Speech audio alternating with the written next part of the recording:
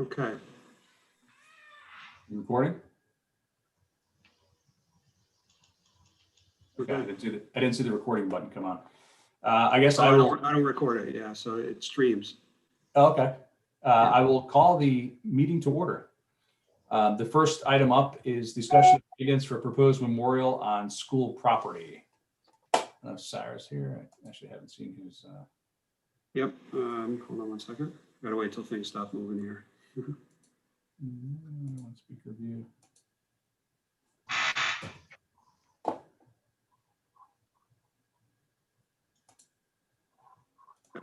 There we go.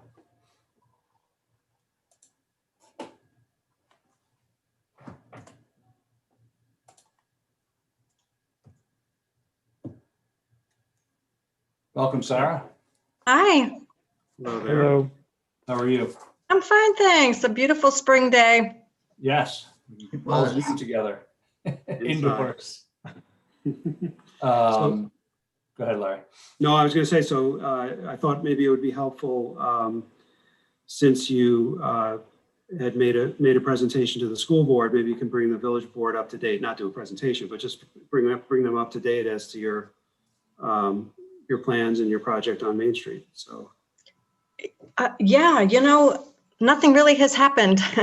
We made the presentation. The Board of Education accepted it enthusiastically.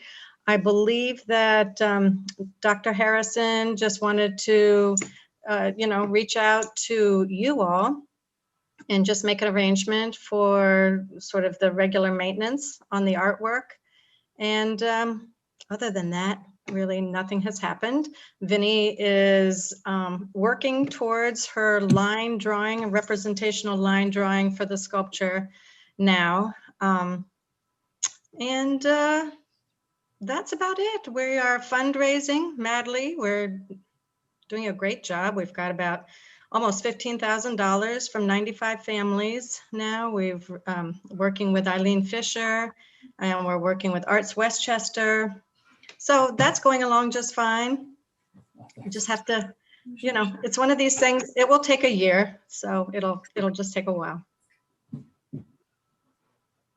So I think, what you outlined to us in terms of maintenance was, it sounded fairly low key in terms of the amount of maintenance that's required. So I don't have any particular concerns about, recommending that the village take that on. I know that the school was a little bit hesitant about that just because they're not, to use Chris Harrison's words, they're not in the monument business necessarily. So, and I appreciate that. So, we didn't see that as as a particular burden, but that's obviously up to the trustees. But so that was certainly one issue. I don't know if anyone has any questions about it. Well, I have no problem with assuming that level of maintenance, we're doing it already there. So it's just one extra area to go, and whether it's our rec or we have people who do that regularly, I don't think it's going to be a significant expense for us. I agree. It's a little bit of lawn, a little bit of weeding now and then, maybe. And then perhaps there's some kind of polishing that is done occasionally. I don't know about that, but somebody does. Yeah, just a little, looks like shoe polish. I don't know if you can even still find shoe polish, but yeah, a little bit of shoe polish and a soft rag twice a year. Seems pretty easy. What's the exact location? Just so, because I don't think I saw the presentation directly, but. Yeah, it's right underneath that Japanese maple tree, sort of between that and the wall. Near, where is it in relation to Rip Van Winkle? Oh, it's between Rip Van Winkle and the terminus of the big stone wall. So it's just right nestled in that little area there. The new entrance to the theater doesn't touch it. That the new entrance takes in Rip, but east of there, it doesn't touch it. And then, so the only other thing that I think was either brought up, I don't know if it was at the meeting or afterwards, was I think the school board wanted to have a chance to review whatever language would go on the plaque that's planned, and offered up that if someone on the village board wanted to, also partake in that review, that they'd be welcome to. So that's Great. Their consideration of who wants to do that, if they want to do that. Sure, sure. We just gave them sort of a draft model. They can ditch it, they can use it, they can do whatever they want. The accepted proposal by the Board of Education was that they had final say in whatever they want. This is their art, this is their project, this is their property. So they are the boss of this. Well, I'd be willing to participate, as a representative of the board. That'd be great. With me. If we can go back to maintenance just for a second, perhaps in an excess of caution, we should just have some very simple statement in writing that the maintenance we do would be consistent with the maintenance that we do for other sculptures or whatever we do for whatever is on the grounds. So there's not any misunderstanding of what we're committing ourselves to do here. It's a good idea. Yeah, and I can do a little bit of due diligence now that I know the board's interested in taking it on. I could do a little due diligence just to see what would be involved in it. So, and obviously if it's anything that is not what you expected, I'll come back to you on that.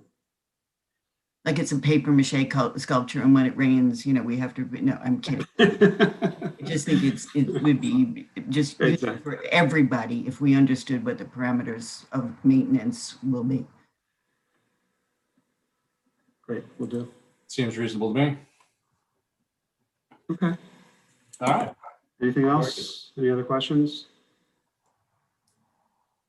No? Thanks, Sarah. Okay, thanks very much, guys. Bye-bye. Thank you, Sarah. Bye-bye.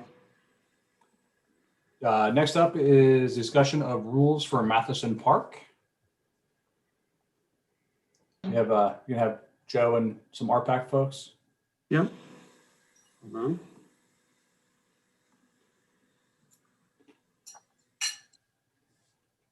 It's going to take a few minutes for me to Sure. get everyone promoted here.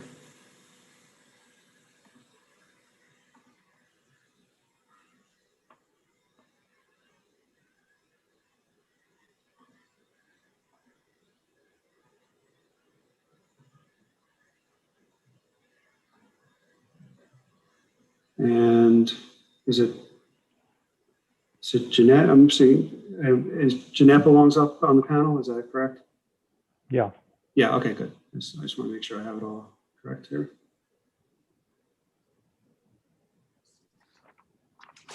Allison? Yes, I have to scroll up, I'm sorry.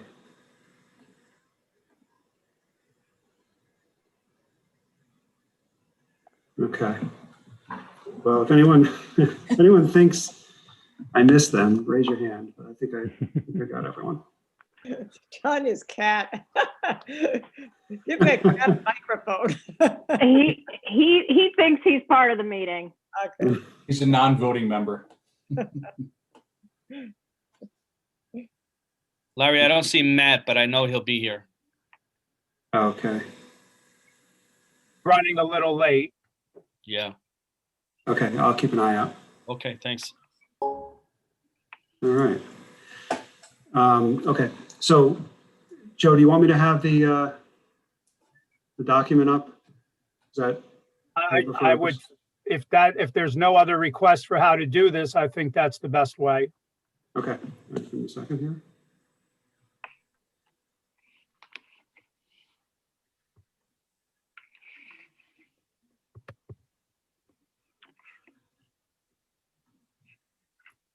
Okay. All right. I'm assuming the board has had an opportunity to at least skim through this. Yes. Correct. Okay, so first of all, I want to thank all of the RPAC members. As you know, this has been a long time in coming. As Matt Spencer told me last night, feels like we've put in over 80 hours working on this. And just to recap, as a reminder, we were the Rec and Parks Department and the Recreation and Park Advisory Committee were charged with 2 tasks by the village board. One was, and what was discussed first, was a budget that would be necessary to operate the park, that should it be open to the general public. We submitted that to the board, and the board approved it in the budget that was passed at last week's meeting. We then were asked to come up with rules that could be used to make sure the park was able to be open to all, would be safe, and would, be the Matheson Park that we all hope it can be. And that's what we're here to discuss tonight. There are 2 things just to point out right from the beginning. This is lacking one thing. It is mentioned later in the document, and that is that we have not finalized what our recommendation will be for how permits, group permits, will be acquired, and when and how and for who. We're hoping to get some input from the public and from you, not only tonight, but on the March 19th meeting. And once we've had that, we will get back to work and come up with a policy to put in front of you as quickly as we possibly can. The other thing that I want to state about what we're about to review, which I think shows how much attention and care we put into giving you the document that you wanted.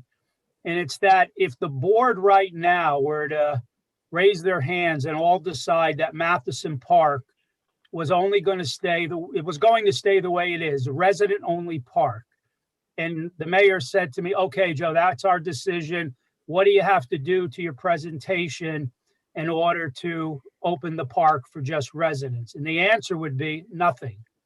What you see in front of you is a policy that is for everyone and would be for anyone, regardless of who you tell us to let in the park. It is geared towards safety. It is geared towards allowing a lot of opportunity to enjoy the park. And it is thought out in a way where we think it has the best chance to be successful. So with that said, let's start from the top. You've seen this, the hours of operation for what the park will be, the hours for the playground, and the hours for the splash pad. We think those are, they can be adapted like the tennis courts. We have a rule with the tennis courts that the tennis courts open March 1st and close December 1st. Well, if the weather allows us to keep the tennis courts going through December, we do. And if the weather allows us to open the courts before March 1st, we will. So it's a guideline, and it's, again, depending on weather and condition, we could always adapt that. All right, the rules. One of the important things was to understand that we want to allow the opportunity for family participation, which means families in there are going to want to bring their children down. They're going to want to bring their bikes and their scooters. So for lack of a better way to lump everything, that issue has been put into the category of wheeled equipment. The first thing before we get into the real detail on it is that no scooters, bikes, or other wheeled equipment are allowed in the playground area, but may be used in other areas of the park. Again, all of you can remember walking in the playground. You know how the arch is, how it kind of goes up and around the playground. You can imagine if wheels were allowed in that area, how they could be misused and could cause problems and possibly be a safety concern. So we will not allow those things in. Obviously, strollers would be allowed. Wheeled equipment is defined as non-motorized and includes bikes, scooters, skateboards, rollerblades, or roller skates. No excessive speeds or racing of any kind is allowed. All wheeled equipment must be operated responsibly. No stunts allowed. and with regard for the safety of others. All operators of wheeled equipment shall yield the right of way to pedestrians. There was a great deal of concern among the members of our pack that wheels could kind of get abused in the park, especially when we're not there manning it. But even when we're there manning it, there was concern about stunts. I know there's a couple of places near the aqueduct and behind the Main Street School where there are some pretty daredevil activities that happen, and not so much anymore, but it had been a similar problem in the Irvington Woods Park. Going down to number 1, any wheeled equipment brought to the park must be walked down the hill to the designated start sign by the path. Wheeled equipment must also be walked out of the park. Now, the explanation for this is we all know the hill coming into Matheson Park. You can imagine if someone was riding their bike in and now they know they can take their bike in the park, they're going to come flying into that park, speeding down the hill. And if you've got people coming out, it's just as dangerous as if a vehicle were driving in. So we will have signage. And when we have our gate attendant there, anyone coming in on a wheeled vehicle will simply be asked, please just, dismount, get off, walk down to the starting spot. And once you get down there, you'd be able to get on and ride on the pathways. This is an extremely important thing, especially for the gate attendant and the park ranger, to make sure they're always keeping their eye on. The right side of the pathway will be for slow moving use, including walking. The left side of the path should be used for passing and other somewhat moving activities, kind of following the rules of the road. Number 3, helmets are required for everyone using wheeled equipment in the park. We also think that that is an extremely important thing to continue with. Black, can you scroll a little for me? Thank you. Individual and group use. The park is open to all individuals as long as they are following all established park rules. Group park use. Groups of 12 or more are required to obtain a group permit. Groups without permits will be refused entry. All park facilities other than the designated barbecue and playground areas are available for use. Now, just to soften that wording a little bit, what that basically means is if we're on a Saturday or a Sunday and the park is packed and we have 15 permits in use and a group walks up to the park, and let's take 2 examples. And here is where extreme common sense needs to be used by the staff. Because remember, the staff's not going to know who people are. They're going to be there working. It's likely most of the people will end up being non-residents because it's going to be hard to fill these positions. But regardless, they're not going to know people. So they're going to just have to simply go by what the rules are. And I'm going to have to stress the need to use common sense. So common sense. Here comes 12 people. There's 6 parents who have 6 children with them. They've got a couple of bags of grocery. They don't have a permit. Most of the tables and barbecue pits are filled. The gate attendant would explain, look, normally for a group this size, you do need a permit, but you're welcome to go in the park and enjoy it. Next time, please make sure you get a permit. That's the easy one. That's the common sense one. Scenario 2, the gate attendant's there, the park ranger's there, everybody's busy taking care of the park. Here comes a group of 25 plus people with a catering truck behind them, and they want to come in the park. There's no way the staff can be expected to accommodate that, to let them in, to give them a location without disrupting the rest of the people who've done the right thing, got their permit, and the other people who've just walked into the park and enjoy it. In that situation, it would be the right thing to do to turn that group away for several different reasons. Going down to number 1, absolutely no open fires of any kind are allowed except in the designated barbecue area. No propane tanks or portable grills of any kind are allowed. What this is basically saying is when we open, whatever we have set up as grills is all that can be used for barbecuing. Number 2, no groups of 50 or more people will be allowed in the park without special permission. Fees will apply to all large groups. Events or gatherings of 50 or more may require additional insurance. Depending on the event, additional fees may also be required. An example of that is an Irvington business wants to have their company picnic down there. We're able to fit them in because of what's scheduled. they want to come in, they're going to bring a caterer. Not only would their caterer be expected to provide a certificate of insurance, but based on what I'm advised by the Spain agency and what we think, we may require them to give us an additional rider or their own certificate of insurance for the event. Okay, Larry. Number 4, no motorized vehicles allowed in the park as provided by Village Code 15311B3. The code's defined later in the document. If there is a need to enter the park with the motorized vehicle, please notify the Recreation and Parks Department to obtain required special permit. Now, this is no different than what we've done in the past. If you were having a family reunion and you happen to have a handicapped person in your family and you wanted to drive them down because it's hard to get them down the hill, normally we work with the police department. If they have someone available, they'll escort the person in the park. Here, because we'll have two park workers.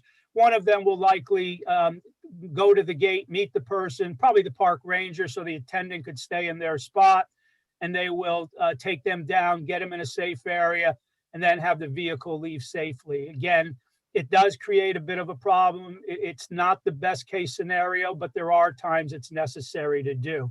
Now, if someone says, I don't want to carry my stuff down, I want to drive in, they're not going to be allowed to do that. Again, consistent with the way it has been in the past.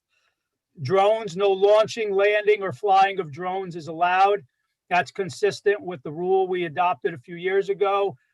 Being so close to the tracks, being so close to the bridge, it is a safety concern, and we've all agreed that drones over our park can only be problematic for us. Number 6, no outside vendors are allowed in the park without prior written permission. If requested, as approved, an approved vendor will be required to provide the village with a certificate of insurance naming the village as an additional insured. We recommend that food trucks requesting use for group events have a valid Village of Irvington peddler's license. Now, depending on what the request is, if it's a request, let's say for a Tuesday night and a family's having a birthday party and they want to bring Jimmy soft serve in, well, that's a relatively easy one, especially because Jimmy already has a peddler's license. We would allow them in, we'd designate the location for the truck, and everybody would be happy. If there's a request for a truck on the weekend, it will really depend on what the use of the park is. If it's a heavy weekend with group requests, we likely wouldn't allow a truck, but we may allow some other type of a vendor to come in to assist with the family's or the company's event. Okay, Larry. Alcohol and smoking -vaping.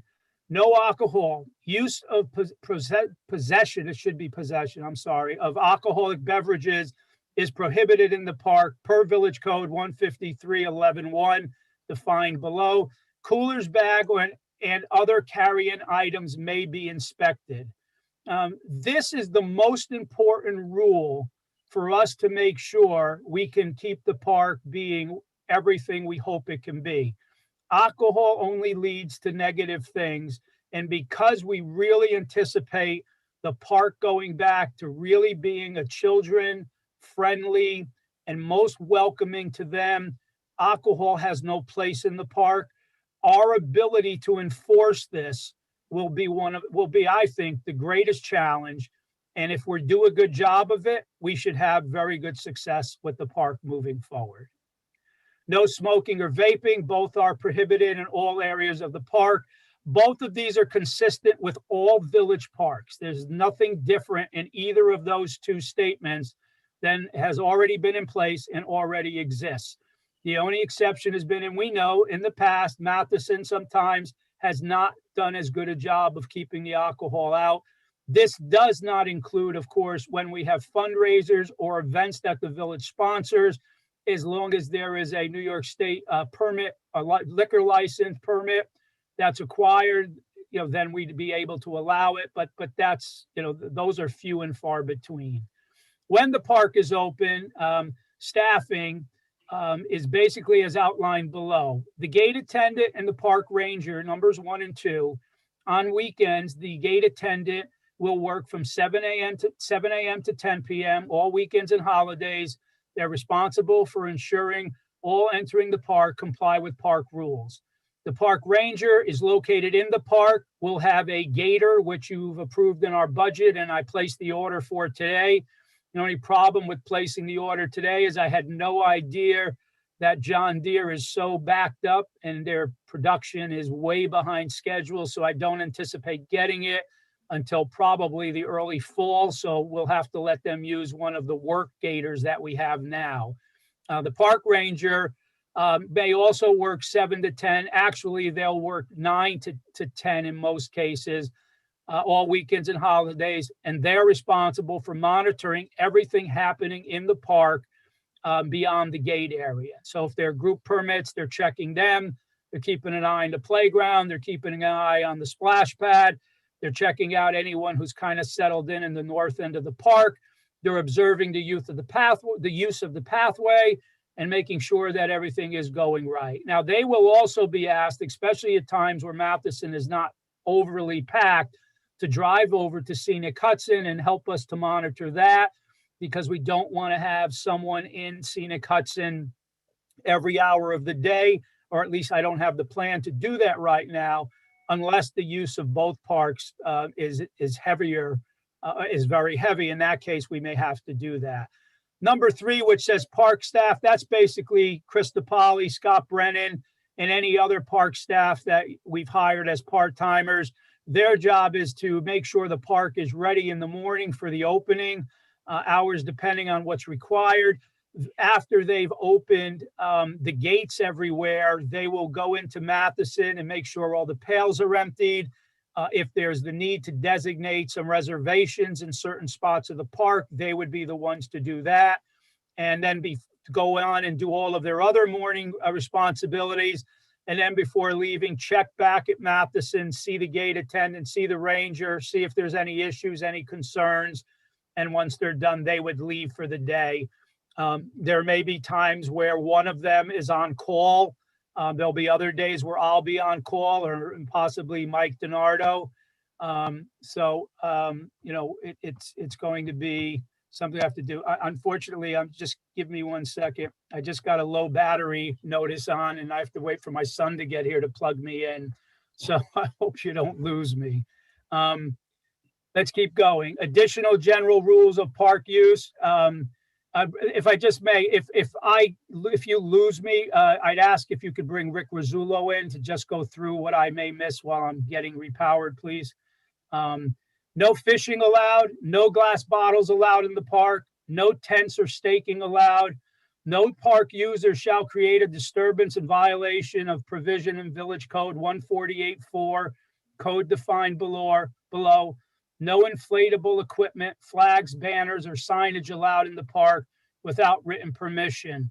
Going back to the one with disturbance, what does that mean? Well, if you can picture, there are 10 groups underneath the picnic area and everybody's doing their thing and they all have a grill and they all have their tables, and one of them just decides to put a boombox in or decides to have someone start playing an instrument, and it becomes a nuisance to the other groups in there, they would be asked to stop and not be allowed to do that. If they make a request that's part of their group request, depending on what it is, we may have to put them in a part of the park where if they do play some kind of music, it doesn't disturb other people. But we think it's important to have that. Larry, can you scroll? No activity is permitted that negatively affects other park users. Again, here it's almost the same thing. Loud music is the example. This one we felt we had to do because of the way the construction of the new pathway and the new walkway to the bathrooms is going to be. Kayak use will only be for slip renters. No walk-in kayaks or other watercrafts allowed. And one of the main reasons for that is once the new walkway to the bathrooms is built, people would have to walk so far into the park before they can make the left down to the beach area that we felt it would be very dangerous, that it would block up the entrance to the park. And we really don't think, at least going into year one, that we're going to allow any other use of that. We'll just keep it with who has the slips. No dogs. Now, this I know is something that we all hope we might be able to work in. No dogs are allowed in the park until further notice. Service dogs must have a valid license.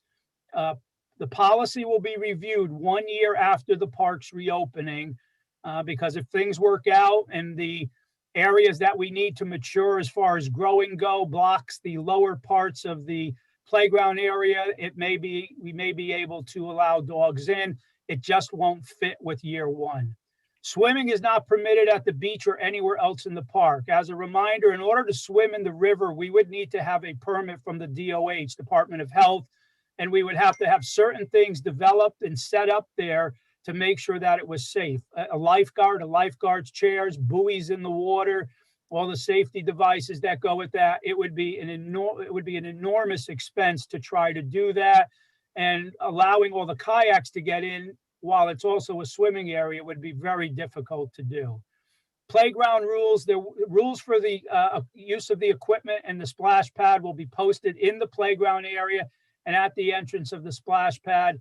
No recreational equipment of any kind, with the exception of strollers, will be allowed in the playground area. Okay, Lara. The next three things are just the definitions of the three areas where we noted them. I mentioned on the notice of group permits, I did tell you that we're not ready for that yet, and we're hoping you might give us some ideas. And again, we're really hoping that the public will chime. Yeah, we lost them. Okay, can you hear me? Yeah, he made it pretty close to the end. Yeah. Yep. Once again, Joe was talking about group permits. We've really worked really hard on getting all three of the different types of permits figured out, but at this point we're not there yet.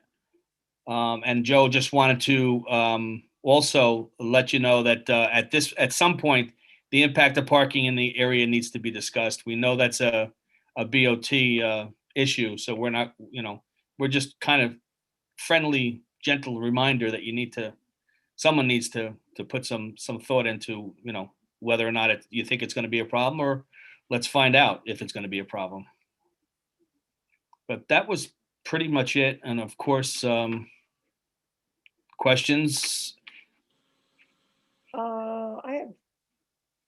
Rick, I wondered about the kayak slips. I understand your reason for not letting people carry kayaks in, as I saw, the pathway idea that you talked about being a problem. But are those slips filled now with people who have reserved them? Are they still available to people?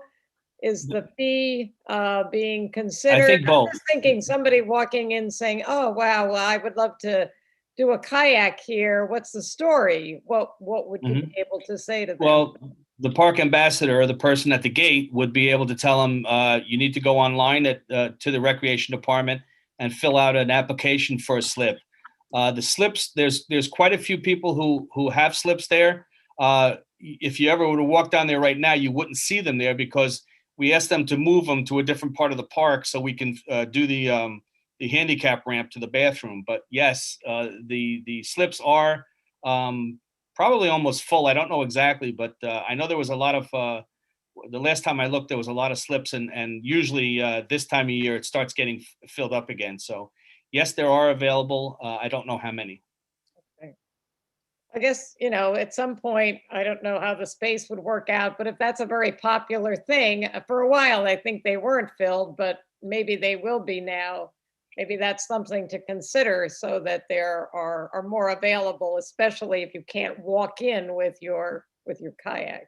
Certainly the fact that we make money on the slip, we definitely have looked at other areas to the left, to the right, or whatever's available to continue that, if in fact we have a waiting list, for sure. Okay. I'm back. Can you hear me? Thank you, Rick. Can you guys hear me?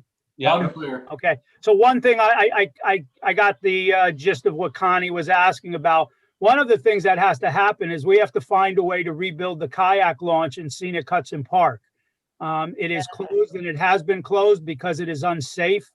And, that would be something that would be an enormous help, especially to people who just want to come in for the day. We need to give them a place in Scenic Hudson. And we always knew from the beginning we should have one. You know, we failed the first 2 construction attempts at it. And the third one, you know, just after watching people almost kill themselves going down that, we had no choice but to close it. So that is something we need to do. And I think that that will take a little of the pressure off from, if we do think this has to continue in Matheson, to give people another option. Rick, first of all, thank you, Rick. No problem.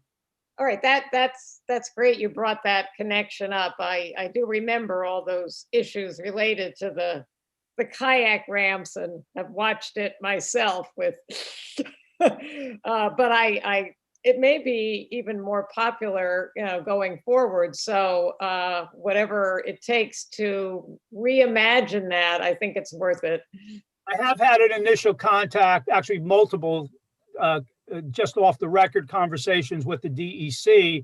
And I've asked them if they would be willing to help us to design something. And the local representatives have said that they would be willing to do that. So, you know, when time permits and there's an ability to identify the funding where it would come from, then I think we could start taking a look at that. So, you know, it's even possible, I'm still working on it. I may even make a request in the capital budget for some seed money to study the area to see what might be able to be done if this is a direction the board wants to see us go.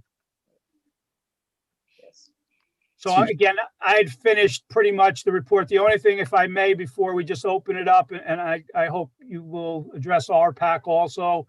The one thing that you told us not to be concerned about as we got to this point was to not worry about the parking at this time. And we did not pay any attention to the parking. But it is something that many people who we've had discussions about the park going forward, it comes up quite often. And although I think on weekends, when the parking will be most needed, it will be easier. I do think access to the park during the week will be extremely difficult for anyone who's not willing to walk there. And I do just think at some point, I think the board's going to have to focus a little bit on what they might be able to do to help. It'll also, again, help to see how the park gets used, to see what happens. You know, you may want to take a little time to see what develops there, but you can't lose sight of the fact that parking needs to be addressed at some point. So with that said, you know, that pretty much completes what, you know, you asked for. Again, I want to restate this because I think it's extremely important, regardless of what your final decision in, whether it's the park's open to everyone or the park stays for residents, these rules will stand. You know, they will stand exactly the way you have them. So, and I think that, again, says a lot about how considerate we were to making sure we tried to show that the board wants a park that may be open to everyone. Here's the rules you need to run it. You already gave us the money to do it. So now it's a matter of what discussion you have moving forward before you finalize it. Ready for any questions on any topic? I think I'll just say that, you know, thanks RPAC and you and your staff, Joe, for putting together the rules. You know, as you mentioned, I think having the renovated park was a good time to look at the rules, regardless of if we open it up or not to non-residents. I think that these are very reasonable, and you know, they make a lot of sense to someone who's read them carefully but didn't work on them carefully like all of you did. You know, I don't think there's too many new rules in here. I mean, obviously the bikes and the vehicle, those types of things are new because we just had a no bike rule before. But you know, I think, as you say, I think the alcohol rule is probably, it's always been on the books, but it's been kind of, you know, not enforced unless there's a problem. So I think that that's probably the biggest change to the rules, even though it's not a new rule. But, you know, I think you're right. It absolutely makes sense. I think what we heard as a board again and again was parks that work have good rules and they're well enforced. Parks that don't work well don't have rules or they're not enforced. So I think that, you know, whatever our decision is, I think these rules give us a great pathway to success. I think your staffing requests allow us to enforce these rules. And then, you know, I think onto the group permits, you know, I think, you know, we can, you know, give ideas. I think obviously a big a big factor there is if it's open to the public or not, or to non-residents or not. You know, and because that obviously will change some of the group permit rules. But, you know, I think that's probably the final piece of running a park well here, which is what we've tasked you in kind of, you know, doing. So, but I don't have any questions on the rules. They all seem good to me. I should just mention one more thing for the public. At our work sessions, we typically don't take questions. We're actually going to be having a public hearing on Monday. So, you know, you'll be able to speak up then. You're obviously happy, feel free to send in written comments or email comments as well. But tonight, this is just more for our PAC, the rec department and the village board to discuss the proposed rules. Brian, on that, if any resident watching has a specific question as to anything here or wants to make any recommendation or suggestion on how the park rule should be, they can also email me, and I will share that with our PAC as we start looking at the next step.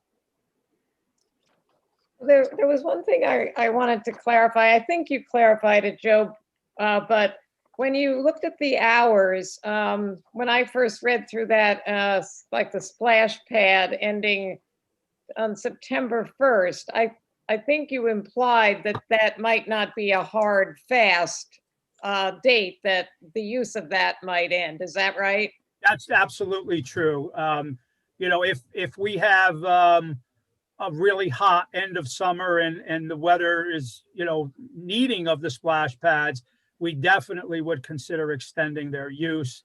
You know, I mean, again, we should be able to accumulate some money that's targeted in those lines based on days of bad weather and rain when we cancel. So Right. Should we need to extend, absolutely, it would be foolish to close them down if the numbers and this weather dictate they stay open. Yeah, right. That's what I thought you implied. Right. Okay, good. You know, I just wanted to add to what Brian said. You know, this is really our first public discussion in quite a while about Matheson.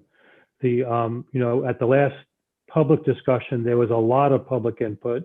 There was also additional input from our PAC. The board sort of sat on this for a while, you know, discussed it internally for a while. COVID came and went. You know, construction in Matheson came and went. And then the board came back to our PAC. And I know how frustrating it can be because, you know, I've been on these advisory committees, particularly our PAC as well. And for us to then come back to our PAC and say, we know what you recommended to us, you know, 9 months ago, but this is what we want you to do. And I know that you guys have spent a lot of time and had a lot of debate, you know, in coming up with these rules. And I would encourage, you know, and I think the things that are not included in these rules, particularly the idea of permits and how permits are going to happen, and, you know, permits for groups, permits for barbecues, which are really the limited resources, you know, within the park. One of the things that I learned in the time I spent talking to other recreation supervisors and trustees from other villages with similar parks is those were the kinds of things that need to be managed. And I think now is the time for the public to speak up about that. You know, I know I'm not saying now, today is not the time, but at our next public meeting on Monday, I think it's the 19th, you know, is a time to let us hear and let our PAC hear what you think about group permits. You know, should there be preferences for residents to get permits at an earlier date? Should there be other types of preferences or not? And those are the kind of things that we need to hear and that our PAC needs to hear to be able to sort of finalize these rules. The reason we haven't made a recommendation is because it is the one topic that we probably had the most difference of opinions on. I could imagine. Right, and as you could imagine, coming up with the right one, you know, we stand behind what's in front of you as a group 100%. No, this is our document to you. So we're presenting this as a unified group right now, meaning staff and the appointed volunteers on the committee. But we didn't have enough of a consensus on that topic to put it in front of you yet. There are so many things to consider, and it really would help to see what other people think. And so Larry, what he stated, it could not be truer. Again, we have a little bit of time, so we can hear, we could listen, and then we'll get back to work on it. Yeah, and again, this really hasn't been to the public for at this point. If we've received, a half a dozen letters from now, over the last 9 months about this, but now, it really is the time for the public to either speak up and or write up, so both the board and the rec department can hear, opinions and thoughts about this.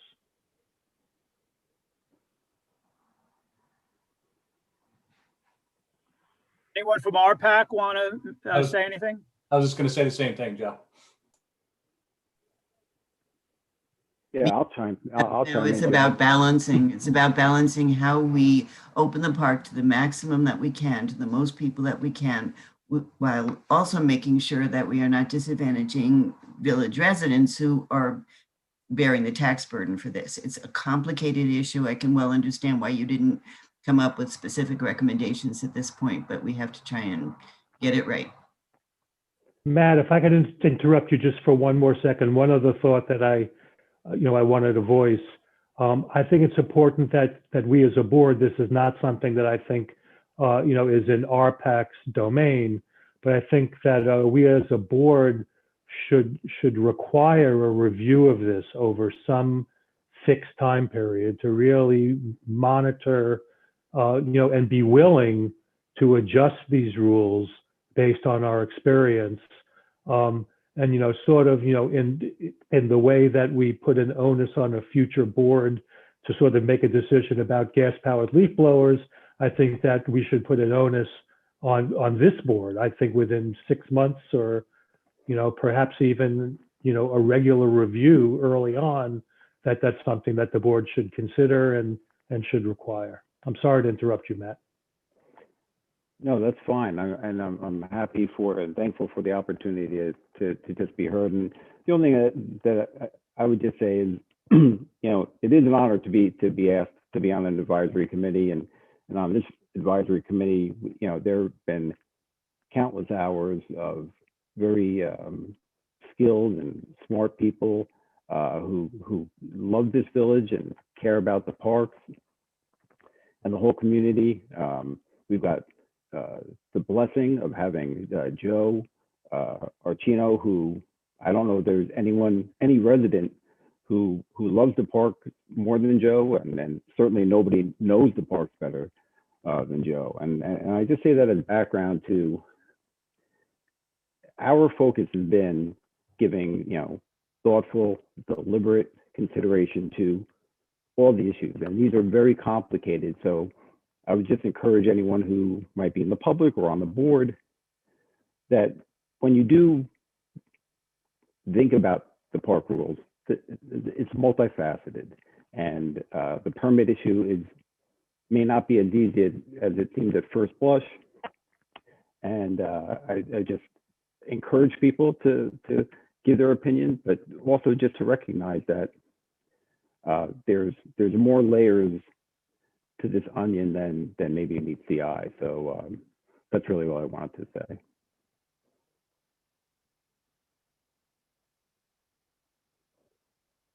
So while we see if anybody else wants to jump in, an important thing is, and it kind of carries on to what Dr. Lonke said. We all realize that it is important to monitor everything that happens. And it will be very possible that, we already said that a year in, we're going to review the potential for allowing dogs in. We may find that some of the things we're doing need to be adjusted. We may find that we have to put a limit on the number of people in the playground or on the pathways. And so we have to watch. And if we have to come back to you, a month into the use of the park and say, hey, by the way, we missed this and we have to make a little bit of an adjustment, we're going to have to be ready to do that. Now, I can assure you that the park will get enormous attention from the staff in terms of monitoring everything, because, we want to fix it as quickly as possible. We don't want difficulty to linger. And we're going to have several new staff in positions of importance down there. And so watching them also and giving them the help and the guidance they need will be critical. And the continued support of the IPD will be critical to that staff and to me and the entire park. So. Anyone else from RPAC? No. Okay. Nothing from the board. If not, I still have something, but I just want to make sure we're done with this part of the meeting. Think so, Joe. Okay. So, I'm not, what I'm going to say moving forward in no way includes or is representative of RPAC. This is your superintendent who's been here, be 35 years in August, and I've given you as much as I can. This has been a very difficult task that you have given me and RPAC. And, again, it was painful to come up with this. And the reason I say that is that although you're going to, as you always have, get every ounce of my energy, because the last thing I want to do in the last couple of years of my time here is leave without that park being the jewel of this community. But it's going to be a tough task to make that happen. I still wished it would stay the way it was, because I think that's fair to our village residents. I do feel guilty that we've added for this fiscal year $104,000 because we need to hire staff and buy equipment to maintain that park, which will now be open to everyone, if that's the direction you go in. And I really don't think the board, going back to the night where I kind of felt we were, really attacked by the community without very much support from anyone about how exclusionary we are. And we gave you the facts, and I gave you the facts. We have more non-resident participation in the recreation department programs than any community on the river towns. No one could even touch the non-resident participation we have. We had two things that we maintained for residents: our tennis courts, because there's only 3 of them, and Matheson Park, because we all thought that's the way the park was supposed to be based on how rules got interpreted. Okay, that changed. We still, again, have taken enormous criticisms that we're exclusionary, that we keep people out, that we don't include people, that we're not welcoming. Well, I don't really give much to any of that. And anyone who's willing to have debate or discuss their accusations, my office or my virtual office will always be open to that. Again, I don't think you've ever given us the credit for being the community that we are. And I think we're now putting taxpayers in a really tough situation. And I've always taken serious my obligation to the taxpayer. I learned very early on from people like Adele Warnock, and most importantly, from Frank Mara and Bob Monago, who always made sure I didn't get out of control and that I've always protected the resident. And I've always felt that although I welcome everyone everywhere they are welcome, I always felt my first job was to the taxpayer and to the resident. And I think this situation has put a really bad light on our department and on our staff. And I think that has been extremely unfair. We have simply just, you have not given the public enough opportunity to comment on this issue. And I think it should have been something that was openly discussed, working through it. You gave us a task. There wasn't that opportunity. We gave you what you needed, and we put everything into it for you. And again, I pledge every inch of my effort to make it work. But it's important that residents in this community who are against the park being open understand it's not with me leading the charge. It's me doing my job.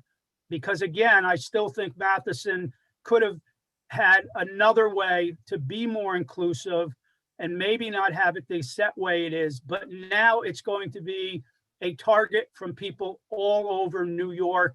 And it's, you know, again, if you look at the places, the only chance we have is you've given us a budget that can work, but it is going to be an enormous task and require so much time and energy from me and my entire department that, you know, you're going to need to see some bumps along the road.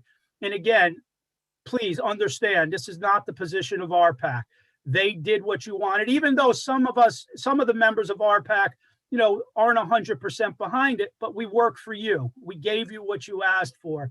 But it was an important thing for me to state that and say it and make sure it's understood that, again, I don't think we've been given the credit we deserve for how Irvington's Rec and Parks is run, how we let people in. The people who get mad at us are the people who try, like yesterday, to show up at a park with a team in a uniform, without a permit, without a reopening New York plan, without any insurance, and then they blame us when we tell them they can't play there. By the people who continually walk in scenic Hudson Park with dogs on leash, go in the middle of the field while there's a team practicing and unhook their dogs and let them walk. People don't follow rules. All we do when the weather is good is deal with headaches. It is so disappointing. Just read the emails from people about what happens in the woods. Dogs off leash, no one picking up their litter. And it hurts the good people, the law-abiding people, the people who love our parks, both resident and non-resident. But people don't listen. And now we're giving them something that if we don't monitor very closely, will end up looking like, and I all due respect to my colleagues in Dobbs Ferry, what the waterfront park in Dobbs Ferry looks like. I will ask each of you on a Saturday or Sunday when the sun is shining, make your way down to the waterfront park in Dobbs Ferry and visualize and just take in what you see. And just note, if we don't continue to staff Matheson, that's how our park is going to look. I'm sorry for the editorial. It's something I felt strongly I needed to say, and I appreciate your hearing me out.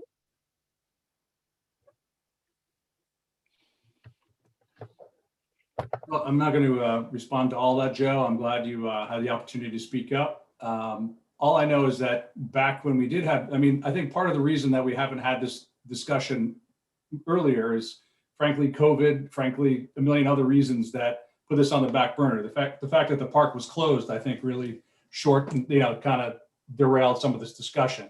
But I do remember back in the day saying that I didn't see this as some great righting of a wrong, and that the rec department's been exclusionary and we're writing an 80-year wrong by the village. I didn't think that at all. My whole take on this is, back when the park was open, I went almost every Saturday and Sunday in July and August, which are some of the busiest months, and I saw that there was a lot of unused park there, and I thought we could share that gem of the Hudson with other people. And some people have construed it that way, Joe, that we're writing it wrong, but I never thought that was the case at all. And I commend all the work that you do, not just with parks, but with a million other things that a lot of people don't even know about. So I'm sorry you don't feel appreciated, but that was never the intention. But I also think that, if we do open the parks, I think we do have to manage it. We have seen what's happened in Dobbs Ferry. I've talked to people in Sleepy Hollow about how they manage their parks. I see how well Scenic Hudson was managed.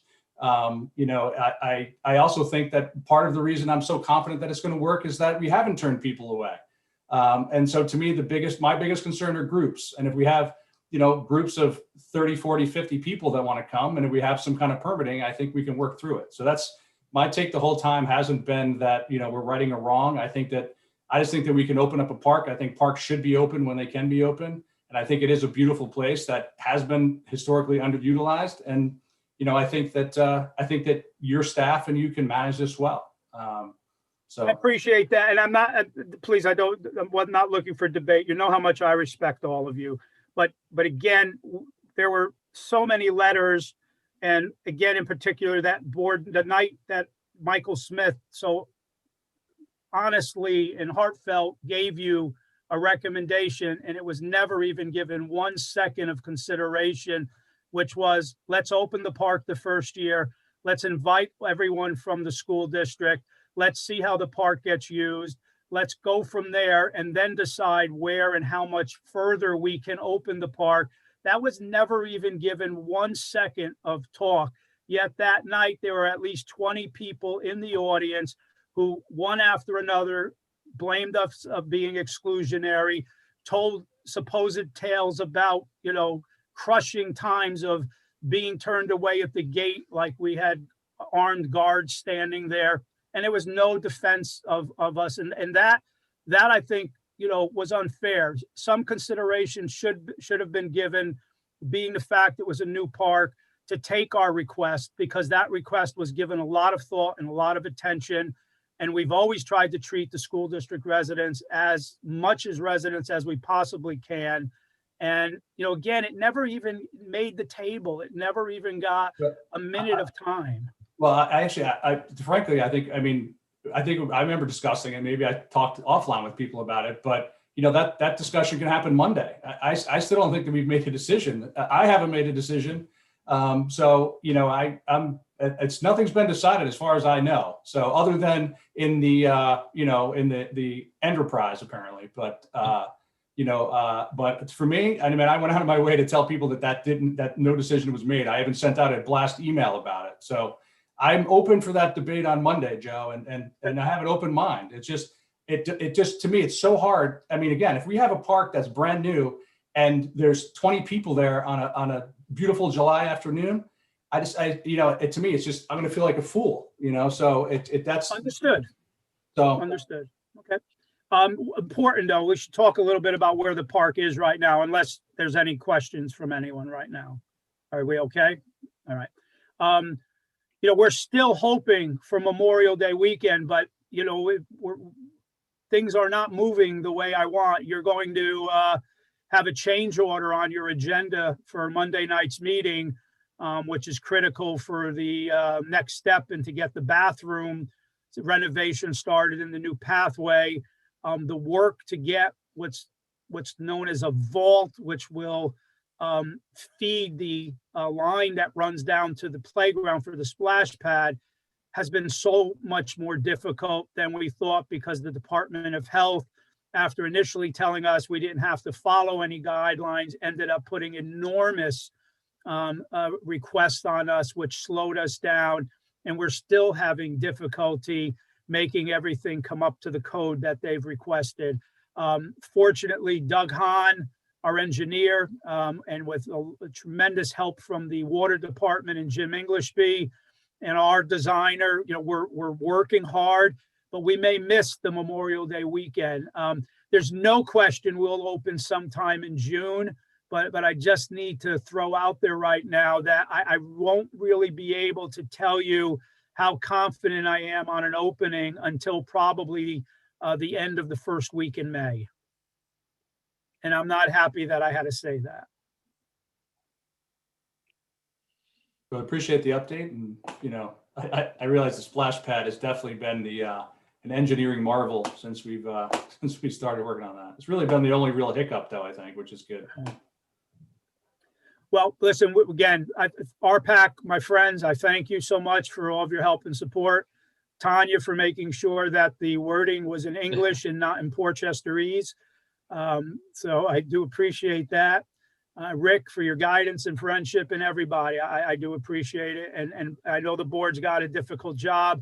I will be on Monday night. I'll be happy to take any questions that the board allows me to comment on from the public. And I'm hoping that tomorrow morning, when our computers are up and running, that I may see a few emails with some suggestions and some questions. And someone, I think, put in a chat room, I'll give you an example of how much, even though we worked on, we may not have thought of everything. Someone said, are we going to allow kites to be flied? And you know what, it's something we have to talk about, because until we get an idea of how the park's going to be used, at least the way I fly kites, it could be a little bit hazardous. But again, there's another topic we're going to have to spend a few minutes on as a group to talk about. So we will take anything you send us that needs to be discussed and try to put a working adjustment, or again, when it comes to the group things, we'll get you something in front of you to review as quickly as we can. I thank you for your time. Great. Thank you. Thank you, everyone from RPAC and from the rec, and appreciate all the time. See you Monday. Have a good Thanks. night. Thank you. Thanks to everybody. Next up is a review of proposed local law amending the Irvington zoning code to create the multifamily office district. All right, just give me a second to get things adjusted here.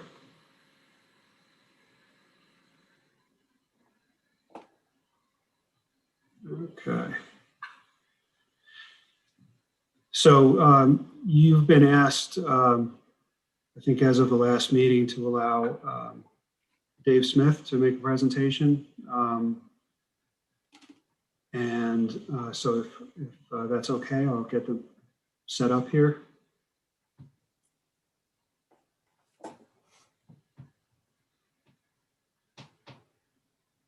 And if there's anyone else, I have Dave coming onto the panel. If there's anyone else from the team that wants to be on the panel, just raise your hand so I can do that. But Dave's here. Good day. Good evening. Good evening. I think Rebecca Valk may be somewhere in the stratosphere. Okay, I can do that. Okay.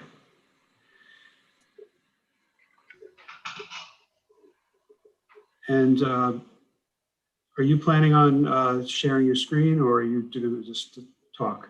No, just talk. And actually, there's not so much a presentation. I think that at the last meeting, we had submitted a letter, and we just want to make sure, and it was submitted kind of late in the process. We wanted to make sure that you had it, that you had a chance to review it. I think the concern at the time was that the board had received a number of recommendations from the housing committee, and on behalf of our client, the estate of Stanley Rubenzahl, and that's Hannah Rubin and David Rubenzahl, that we thought that you had a significant input, at least from us, from the estate, from our team, that would allow the village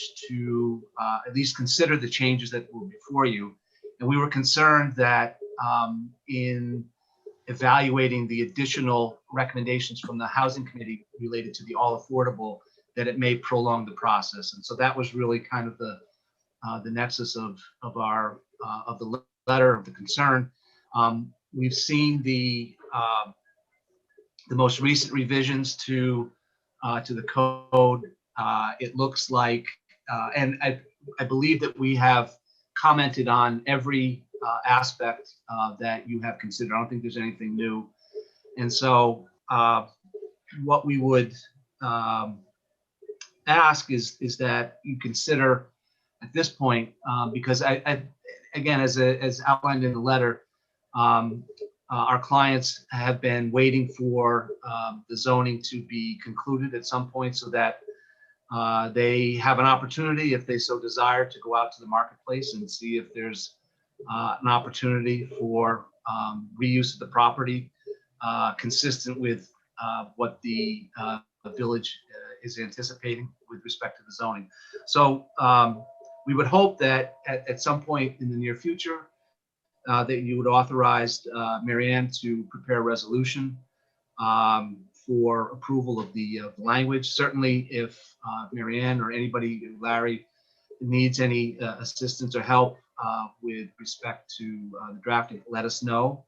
But really, that's what we wanted to make sure that there was, that we had conveyed our concern with respect to timing, and given the effort, it's going on 2 years, maybe plus that the village has been working on this along with our clients. So I think that's kind of the discussion that we wanted to make sure that was before you with respect to the application, and with the understanding that timing is important moving forward. So Rebecca, I don't know if you have anything else to add with respect to. that issue. No, I think you summarized our position. The only point I would add is that in no way is this a criticism of the Housing Committee's work or anything they submitted. In fact, they have some great ideas. It's just our point is that doesn't need to stop simply because the local law is adopted in its current form. That can continue to be evaluated, but the process has been ongoing for quite some time. I certainly won't debate you on that.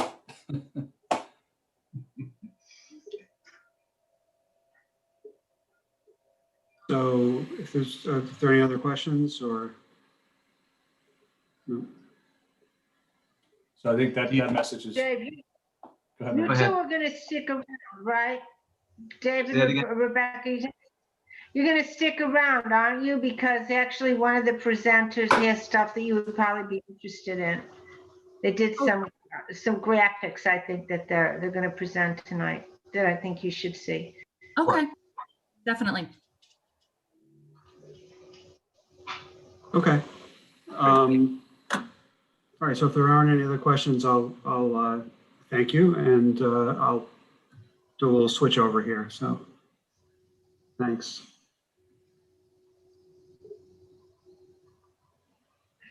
Just give me a second here.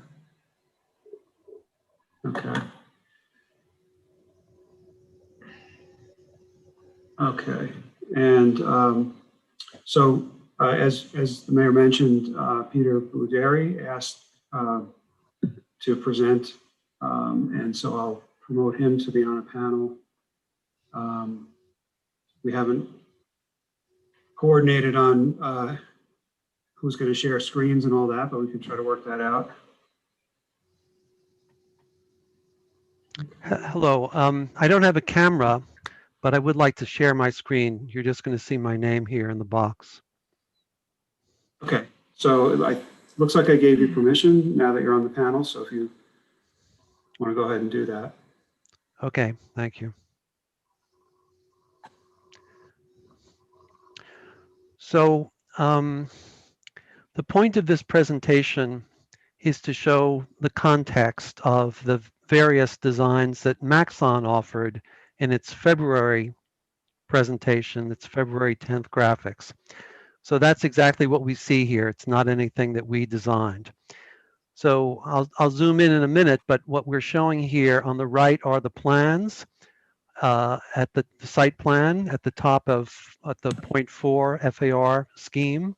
The bottom is the existing condition scheme, and on the left there's an isometric of the 0.4 FAR and the existing conditions. And then we can move to the 0.45, which I know is not in the current zoning draft, but it was an ask by Maxon and they included sketches of it. Also, the 0.3 FAR is the same as the 0.4 without the third story. So to start with the plan,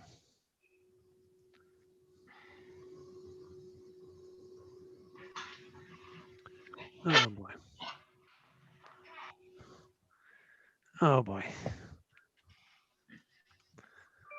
The computer slows down as the evening goes on. The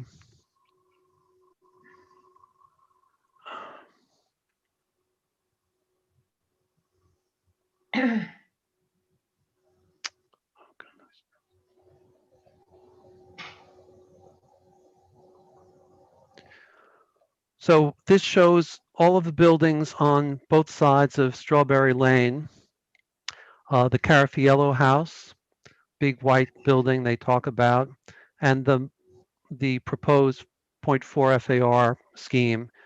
You're looking at the red part is the part that's only 2 stories, and the yellow is the 3-story portion above it. And there's some dimensions here that I just want to highlight. Of course, it does show the setbacks, the 250 setback in dotted line and the 300-foot setback. The building is very close to the Maxon mansion, actually 29 feet, and that doesn't include the portico of the columns. The 0.4 version is even closer. And the footprint, I know it's hard to read the numbers on the plans, but there are going to be PDFs that will be in black and white and very clear that we'll follow up and send to you. The footprint of the 0.4 FAR version is 25,000 square feet, whereas Carafiello is 8,000 square feet.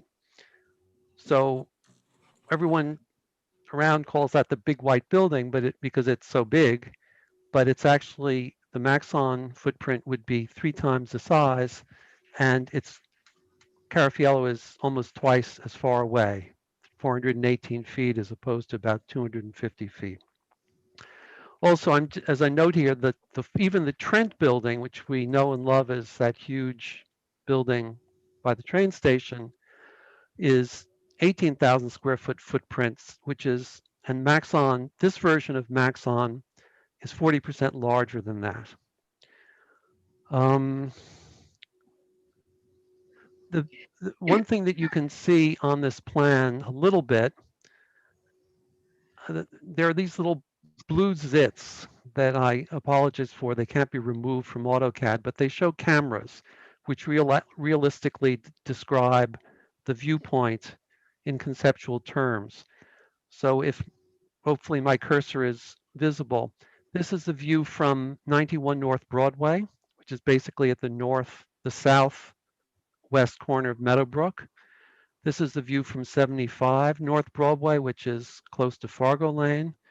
This is the view from 7, in front of 7 Strawberry Lane over here. And this is the view from 17 Strawberry Lane. And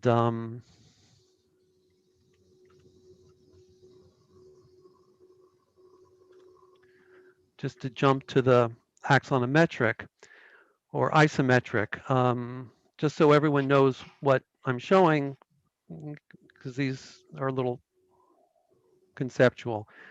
The red buildings show the brick buildings. So the one under my cursor is the mansion. The one to its upper left is the 20 Strawberry Lanes, Raby's house. There are all the houses on Strawberry Lane here, including the Circle Drive addresses here at the bottom, Strawberry Hill, Carafiello. So the existing buildings, other than the brick ones, are in this kind of yellowish beige color, and the Maxon building is in gray. You're looking at this thing that looks like a penthouse above. That's the 3rd floor. The two-story portions are these two things. They step up with the site. That's Maxon's design. That's, as I said, exactly how they drew it, at the exact elevations they drew it at. And then just to go to the 0.45 versions, which was an ask of theirs.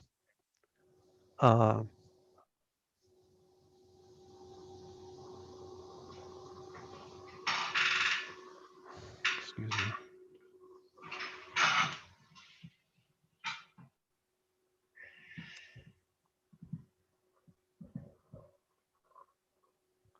Oh boy.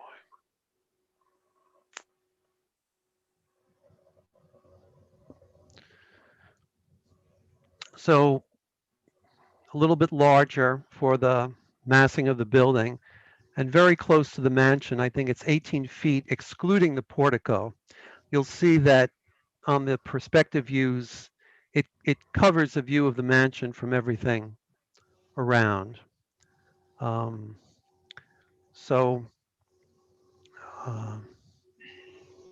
I don't know if I mentioned, these being isometric views, they're true measured indications of the size of all these buildings. It's not like a perspective where the thing that's closest to you is larger.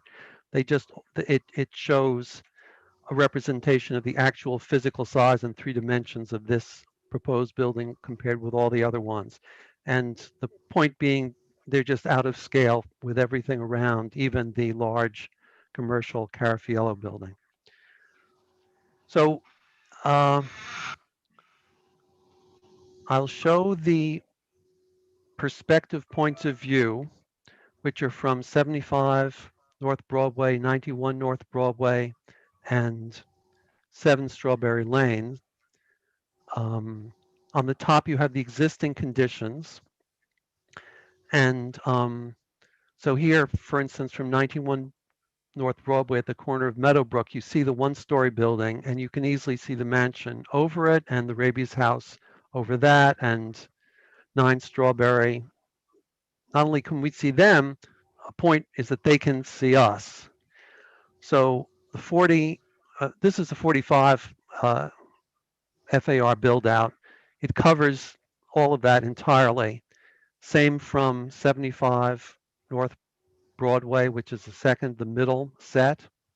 You can see those 3, and then you see the size of the Maxon building in front of it, the proposed 0.45 building. And of course, from 7 Strawberry Lane, not only can you see the 2 Maxon buildings, this green object in the background is Carafiello. All of that is completely covered by the proposed building. Now I'll slide up to show you the 0.4 FAR.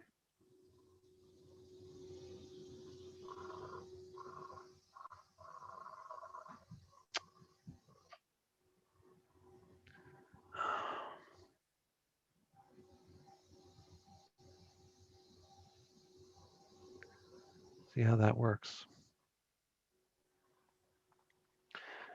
So the 0.4 FAR is a little smaller, but it's quite large. It cuts off all the views. You see the in comparison with the existing, which is below it, from 91, 75, and 7 Strawberry. And then here's the view from 17 Strawberry, all 3 of them in one shot. At the top, it's the 0.4 FAR version. You can still see through in the alley between the building and Maxon.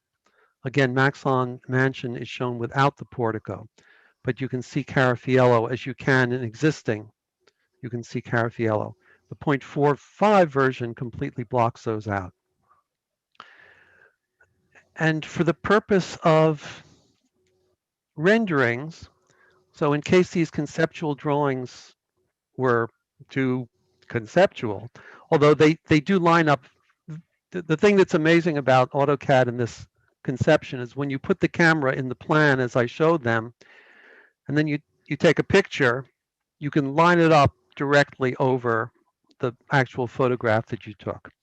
So here's the photograph from 7 Strawberry Lane, the 1-story. You start to see the portico of the mansion in the background, a lot of it behind the trees, and here's Carafiello in the background. And then this is what it would look like with a 0.45 building in there. This is the view, the existing view from 17 Strawberry Lane. I'm not sure if we're seeing what you're describing, or at least Oh goodness. Okay, I'm sorry. I didn't. No problem. At first, I thought it was just me, and I was waiting for my computer to catch up. But I'm sorry. No. Okay. We're seeing the isometrics. Yep. There we go. Now we're seeing. Okay. Now you see the. All right. Thank you. Okay. So now you're seeing the photo? Yes. Correct. Okay. I'm sorry about that. Thank you. No problem at all.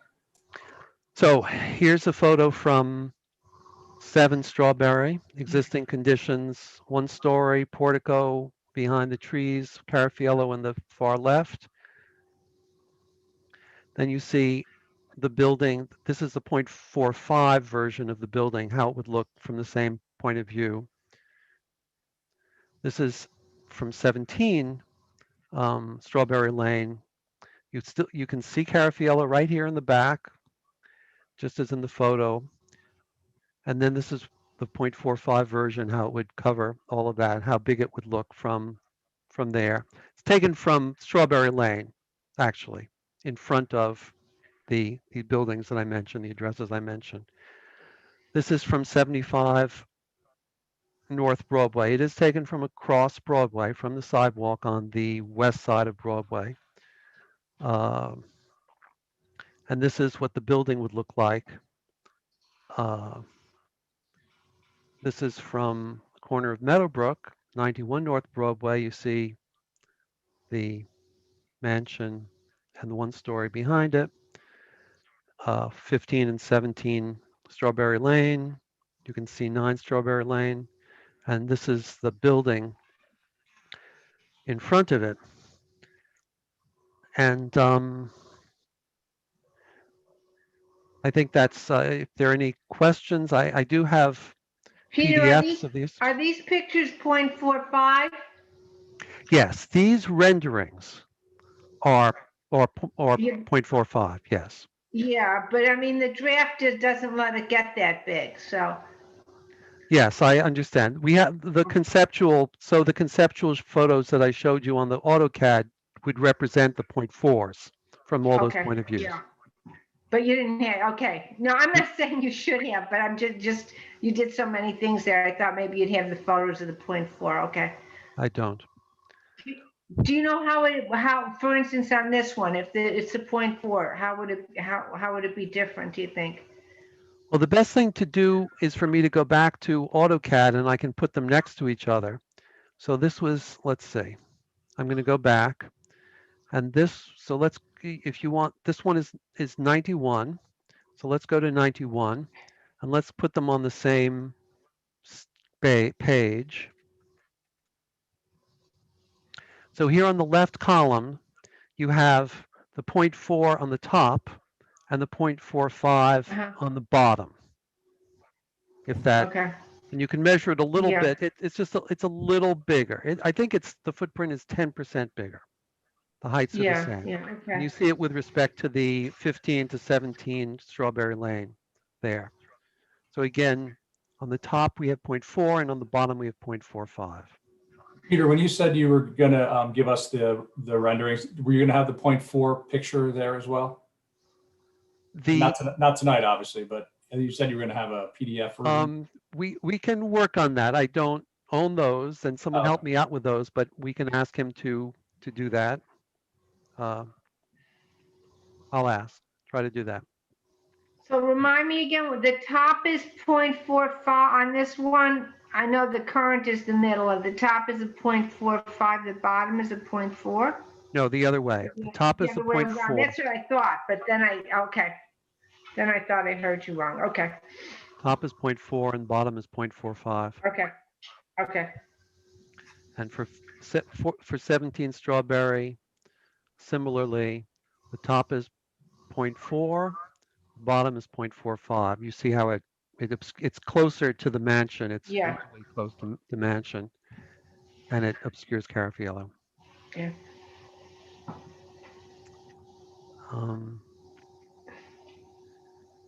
So I think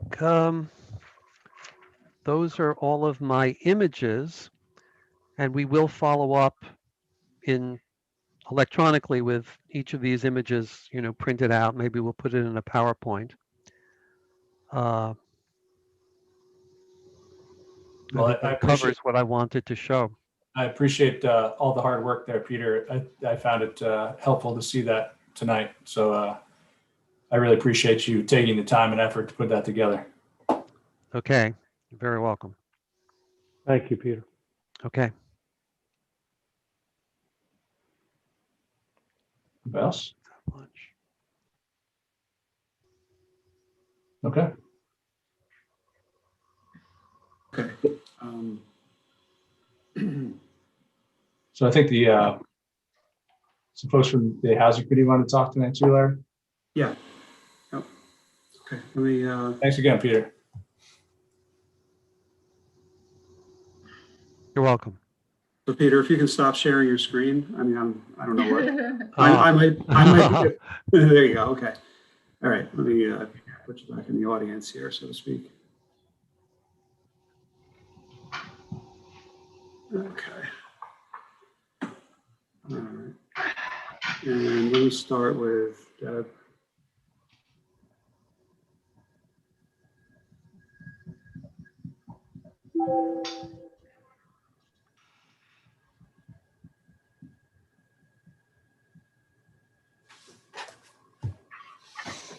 Okay.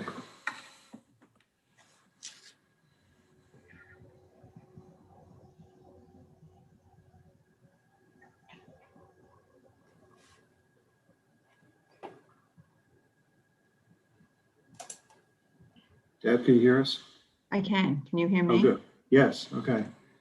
I don't know why you can't see me. I don't have my camera covered, but you know, mysteries of Zoom. Larry, I will mention that Rebecca did raise her hand. I know we said they might want to comment on the presentation, so I don't know if one of them maybe. Yeah. That's up to you. Or do you want to do that after the housing committee, so that way they can hear everything and then comment? That's, yeah, up to you. Rebecca, maybe you want to if you want to send a message to us to let us know if it's something quick, or if you have like I don't know if that's possible. Because it's going to be like a quick thing and then they can get out, then they're going to leave the call, makes sense. But if they're, yeah, just a brief comment. All right, real quick. I'll keep you up here, Deb. Hold on. All right. Glad I saw your hand, Rebecca. All right, you can hear me now? Yes. When I don't get sucked through the teleportation Zoom, I always have to ask when you can hear me. So I just want to make a few brief comments, and it is not my intent to get into a debate with anyone or any member of the board or any member of the public this evening, but we do have a few comments in response to the presentation that you just received. Ultimately, what this comes down to is there is a real disagreement from a few people that this property should not be rezoned to allow uses that you have been contemplating in the comprehensive plan update and in this local law now for well over 3 years. That disagreement will not be solved. But that is the essential issue. We know that this building will have some size that is a bit larger than the remaining area because of the uses, not only that we feel are appropriate for the property, but the village itself has found the most appropriate. And the village itself has commented that there are very few properties left in Irvington to satisfy some of the uses that you are trying to advocate at this time. I would also note that the presentation to you this evening really showed a gray block building with no architectural features, no fenestration on the building, and no screening on the property. I highly doubt that your planning board would approve of such a structure. They are going to review a structure that is going to be of a color, of a design, and other features to fit in with the character of that neighborhood. So I would ask that you consider this when you consider the information that was presented to you this evening, that you really received what was a gray block placed on a plan. Thank you. Yep, understood. I think we were all up on that, but we definitely appreciate you pointing it out.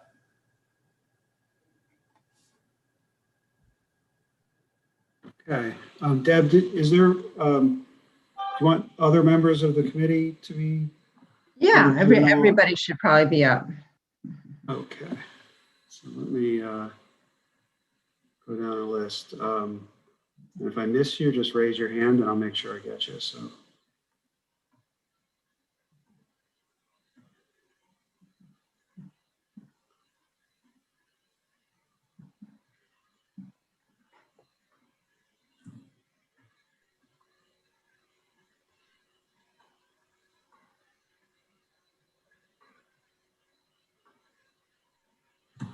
Okay, I think. Karen, yep.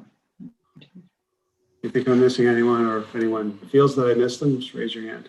I think we have everyone. Good. So we don't have a formal presentation planned this evening. We have reviewed the most recent draft that you issued and saw that there were still some items that were, I guess, up in the air via highlighting. So we have some opinions on those, but I'm not quite sure exactly how you would like to proceed here. Or do you want us to talk about our recommendations? I would say, obviously comments on the current draft, I think are probably very germane because we're going to be talking about them on Monday. But if you want to talk about your recommendations, I think we've gone through most of the recommendations, but if there's some that you want to highlight or talk about again, feel free. This is I think our recommendations more or less speak for themselves. Agreed. I think maybe it's almost more. I understand the hesitation and consultants back in and more or less restarting some of the process, but I don't think that was really our intention. I think it was very focused questions that we had for some people who might have further insight and more experience in terms of drafting zoning codes with the idea of including affordable housing or encouraging affordable housing. So I hope that reassures perhaps the owners and David Smith a bit. We weren't looking to bring in someone and start all over again. Other recommendations, let's see. I mean, I think one of the things that we also were concerned about was the massing of the building and the size of the building versus the size of the properties. And were there other ways besides, that large centralized building that Peter just highlighted, of building a higher density project on one or more of these particular lots, just by taking more of an architectural standpoint and seeing what other people are having the knowledge of what other developers have done in similar situations. Because I can see where people would have problems with a large centralized building, especially one that blocks the mansion and blocks a view of the mansion. So that was really more or less our thought process with the consultants. Anybody else like to speak up on the recommendations? Yeah, no, could I just say something quickly, which is that was one of the reasons that we wanted the setbacks from Broadway to be looked at because of the question of massing, and so that the graphics, which obviously showed what looked like a big box store being put on the property. Obviously, as the person from Cuddy and Feder said, it certainly wouldn't look like that. But also that if the setbacks were reduced a little bit, that would allow the profile to change because of the slope of the property. And that was one of the reasons that we wanted a consultant to take that into account. Yeah, I mean, I think from the very beginning, that graphic representation was portrayed as just a very simplistic depiction of what that, the different particular FARs could look like in their most simplistic form. And we were hoping that someone could take a more nuanced view of it and say, well, if this was tweaked a little bit and that was tweaked a little bit, we could have something, that would look more or less magnificent and different and not, create some of the view shed problems that Peter's illustrations just very clearly, demonstrated. But we are not architects, and so we are not really equipped to do that. And we were hoping that someone else might have experience with other municipalities and other pieces of property that perhaps sloped similarly, where they could come in and make suggestions, which would benefit everyone. So that was our thinking behind that. I mean, I think everything else, senior housing,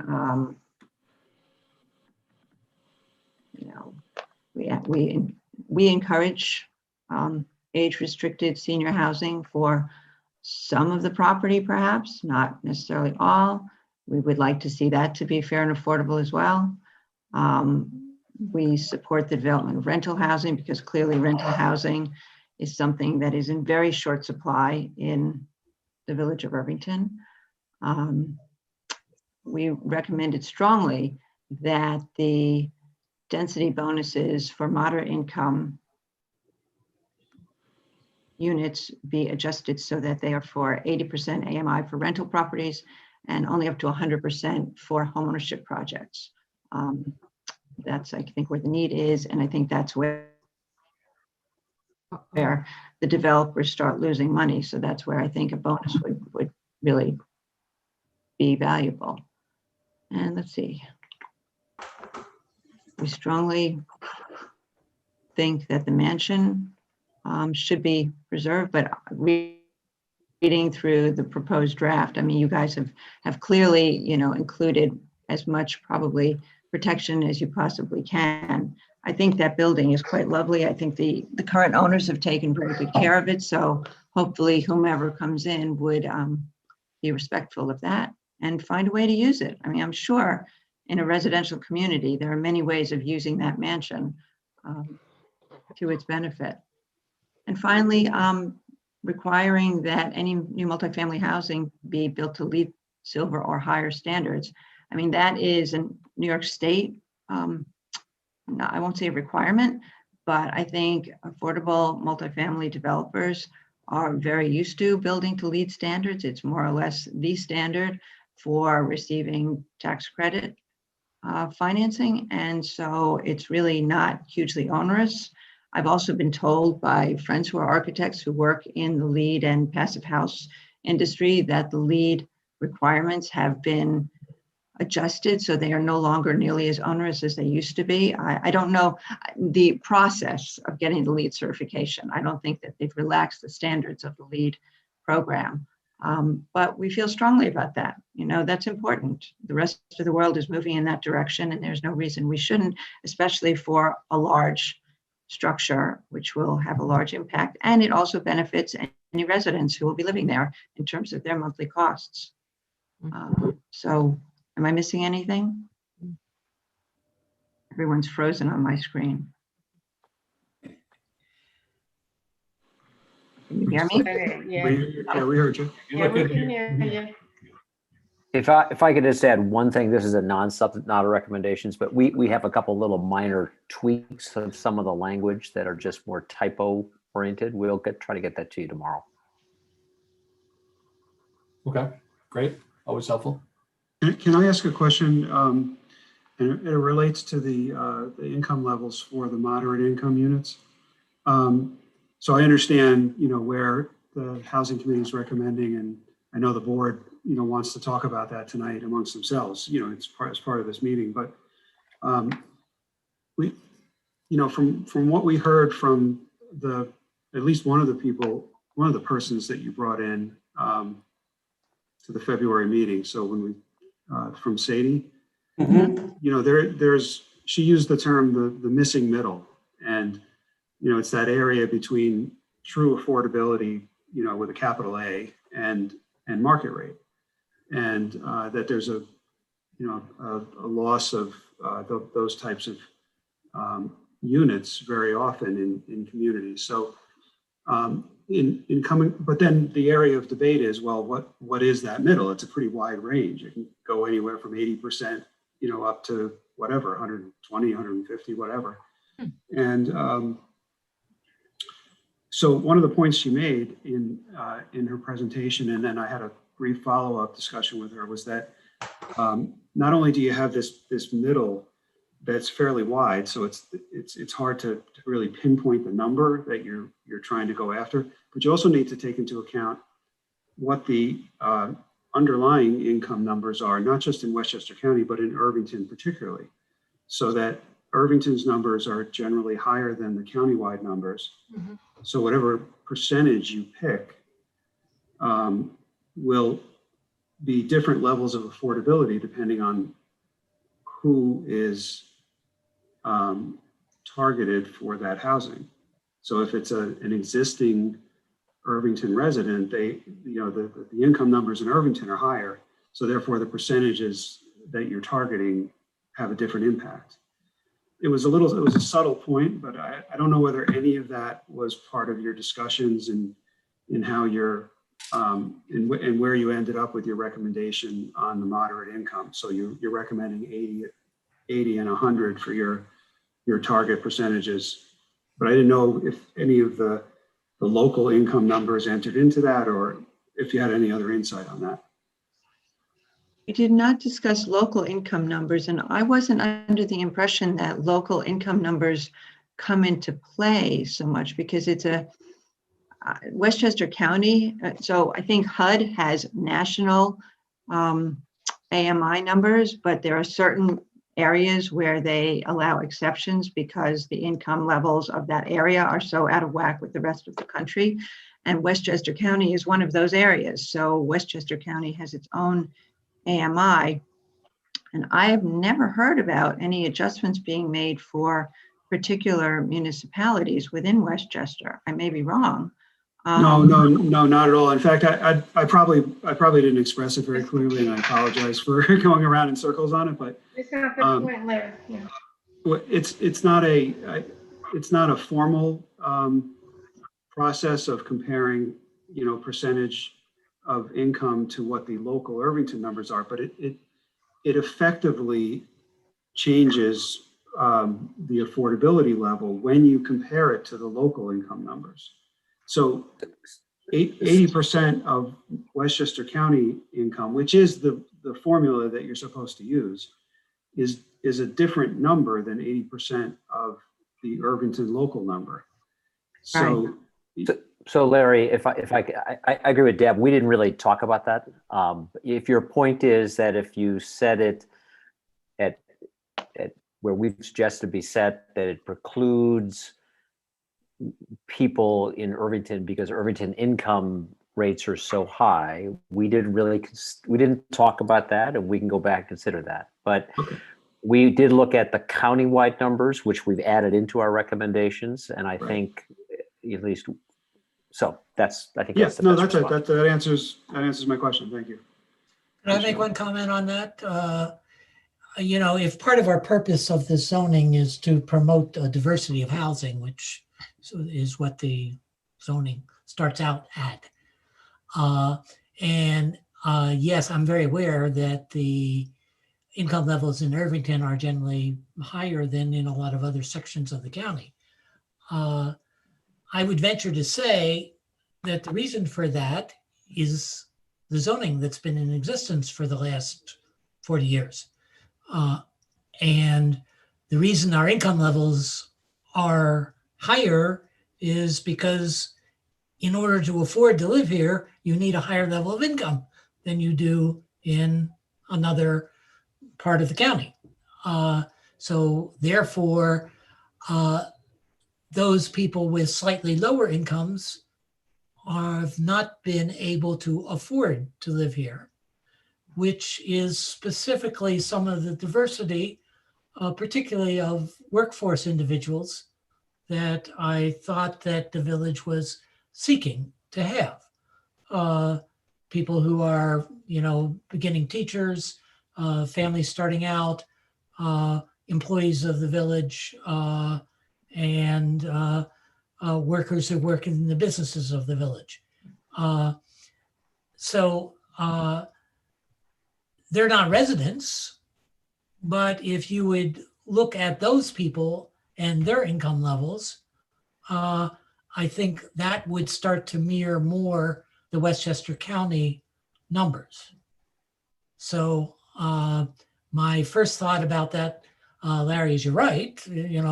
People currently living in the town need to have a higher income to pay the rent and pay the mortgage. But we're trying to look at something that is more affordable, so that some of our workforce and which would be the diversity of those workers that maintain our village that have to be here can afford to be here. Thanks. I would also point out, Larry, I just did some quick research that the average median income in Irvington is marginally higher than it is in the county, but really not significantly. Looking at the data table, it looks like it's 130, and I think the where were we at, 124 or something? Yeah, so there is a difference, but it's not what one would consider to be a significant difference. Thanks. Yeah, actually, according to the housing needs assessment, which I was reviewing again this afternoon, the median income of both renters and owners in Irvington dropped considerably between 2000 and 2017. Whereas at the same time, Westchester County's median income was relatively flat. And I don't know how to explain that. I don't know, what caused it, but it dropped by, let's see, almost $30,000 a year for owners, and about the same for renters, actually, which is a much larger percentage, as you can imagine. So, It's your school district, yeah, but we did choose 80%. There's a lot of financing available, or there is financing available for affordable housing developers to build for up to 60% AMI. So as Sadie said, there is housing being built for up to that income level, up to 60. And then there's a big gap, I guess up to almost market rate. So, but we just felt that 80% and 100% in consultation with Rose also. Rose said that for renters specifically, 80% AMI is where there's the greatest need. For home ownership property, it goes up to either 120 or 150%. But since we're hoping for rental properties, we thought we'd just keep it neat. And there is a large need for home ownership opportunities for people who are making 100% of the county AMI. So that was our reasoning. Which is nothing to sneeze at. Great, thanks. So back to our recommendations. I think we finished the recommendations. So what exactly of the new proposal? That was one of the ones I saw that you were wondering about, the 80 versus 100% versus 120%. There are several other, the additional coverage that's highlighted in the current proposal. I have to say, I like this draft. I mean, I think you've covered a lot, and I think it does a good job of encouraging affordable, moderate income. I think you're covering a lot of options for a developer who wants to come in and actually get something done. So, but I did think, I was looking today, maybe correct me if I'm wrong, I thought that the FAR could go up to, let's see, 45% or 0.45 if you took the as right of 0.3 and you added in a historic building reuse of 0.05, and then you added in the BOT bonus without moderate income. Yes, but Deb, the thing is, what they were drawing was their building was 0.45. The new building they were drawing was 0.45, where it's relevant is 0.4. Under the new draft, we're just not, essentially, because I happen to know that the buildings on both the historic structures, both on the Matheson site and the Carapiello site, are less than 5%. So I think it's about exactly 5% on the thing. So it's essentially a freebie. And then when you're looking at the new building, because that's what we're looking at, is the size of the new building. So that's why the only thing relevant was a 0.40 building. Okay, thank you. Or smaller. Ruth, I'm not understanding that. Are you saying that the Matheson building as it exists is 0.5, so that 4.5, that building, if it's kept, reduces the size of the bulk building to 0.4 maximum? No. So- All you can have is 0.4, unless the maximum you can have is 0.4, unless you've got a historic structure that you're maintaining. And then you can have that as well, and it doesn't get counted as coverage or FAR. Right. The maximum new construction would Right. be 0.4, period. Okay, right. So yeah, I get it. I get it. So it includes, the 0.45 includes the mansion. Yes. Yes, and when you do 0.45, it includes the mansion, but it's sort of that 0.5, the extra 0.05 is kind of irrelevant, not irrelevant, but when you're looking at the impact of the building, it, you know, as long as the building's there, we could see that. And then what the new building was is the point. Right. The new building would never be 0.45. Got it. Yeah. Thank you. Correct. So I think the plan here, if you had any other comments about the newest draft, you know, the board is happy to listen. The plan is then at this meeting for them to meet and go through, as you observe, there's a number of open questions that they need to answer to try to fine tune this draft. And that's what they'll do. But if you have any comments about any of what you saw there, that's, you know, what we're listening for. And if not, that's fine. okay, I did have one other question. So for both let me see, is it moderate income? At least the senior housing, I think the moderate income housing also, it was going to be administered by either the village or its designee. So managing the properties and making sure that they're being rented to people who are eligible based on their income levels or their age or whatever. And then it said that the cost of that would be borne by the developer / owner.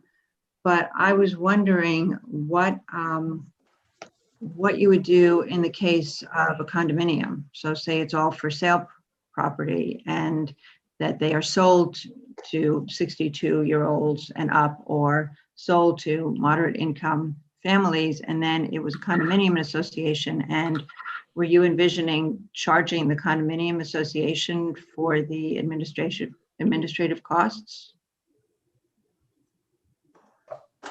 Well, I can't speak on behalf of the board, but I think that's what that means. Yes, yeah, that makes sense. Yep.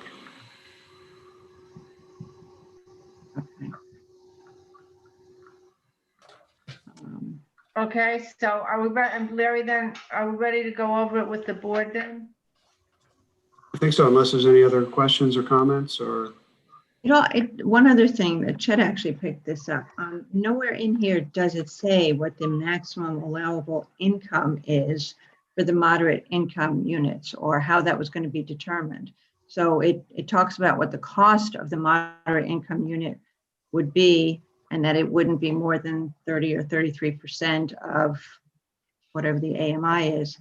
But it doesn't actually say that the person renting it or purchasing it has to be within that income level. I mean, it's obviously implied, but it doesn't seem to be spelled out anywhere as the senior housing is, where it states very clearly that everybody has to be, at least one occupant has to be 62. No, the way the moderate income unit is defined, it's a for purchase dwelling that's affordable to a household whose income doesn't exceed. So there's where your income limit would be. But Mary Ann, again, we have a memo to send to you. I think. Okay, fine, then send the memo, I'll look at it, yeah. Okay, it's just a suggestion, just for you to look at and think about, but again, Okay, we'll send it to you. good, thanks. We were just going to send it to Mary Ann, you and Larry, unless we sent it to the entire board. I don't know what you was better for you. These again are just more, not changing the substance at all, but just a little tweaks here or there. What would be best to do?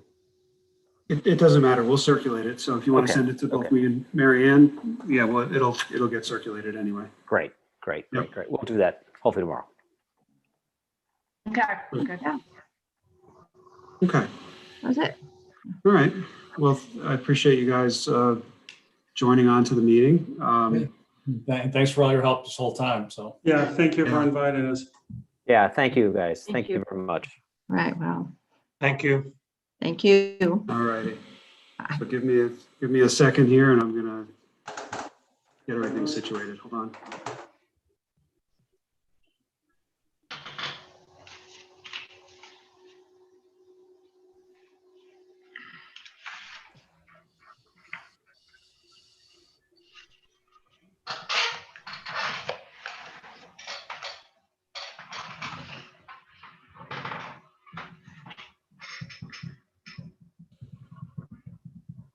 Okay. Okay, Larry, maybe you could put the March 16th draft up. Can you put that up? Can we split the screen? Yep.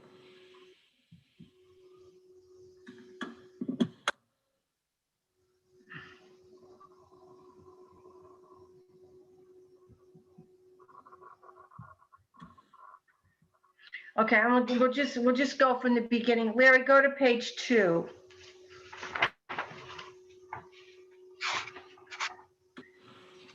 Okay, okay, to the purpose section toward the top. What I was thinking about adding based on the last discussion, this isn't highlighted or anything, but mention something in there about encouraging the preservation of historic structures. If everybody agrees, I'll add that as being one of the purposes. I assume you're all okay with that. Okay. Okay, then the next comment, go to page 4. I want to ask you about something. The paragraph 2, yeah.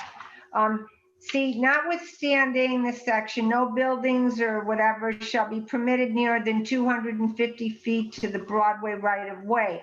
Where, however, the Board of Trustees in its sole discretion determines that construction closer to Broadway would serve a significant public interest and would be consistent with the plan, it may waive or modify this 250-foot requirement. Just want to make sure you wanted to leave that in there, because remember we had a provision like that about within from 250 to 300 feet, it could only be 2 stories unless the board, determined, that it wasn't important to the public interest. They could permit a 3rd story, and you said to take that out. We took that out. Did you want to take it out here? I mean, I would recommend not, because I can imagine that there could be like a little outbuilding or something you might want to permit, but I didn't know when the intention about the discretion. Mark, you were the one who wanted to remove the that discretion thing. I don't know how you feel about it here.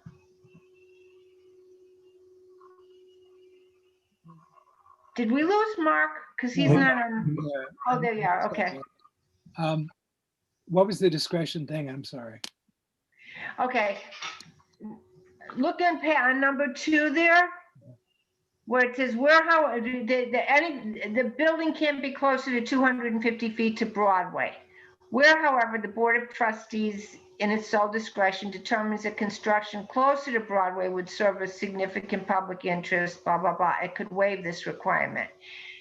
And the reason I wanted to make sure you still wanted that in there is I remember in this draft, one of the changes we made was to eliminate permitting a 3rd floor in the 250 to 300 foot setback. You wanted that discretion taken out. But do you want to leave this here?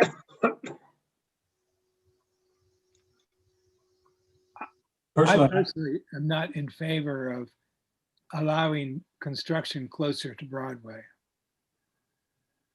I think I'd be okay with it because it's in the sole discretion of the Board of Trustees. So it'd have to be, kind of something, to me, it's different than allowing, kind of something as of right, or even a main building. This isn't,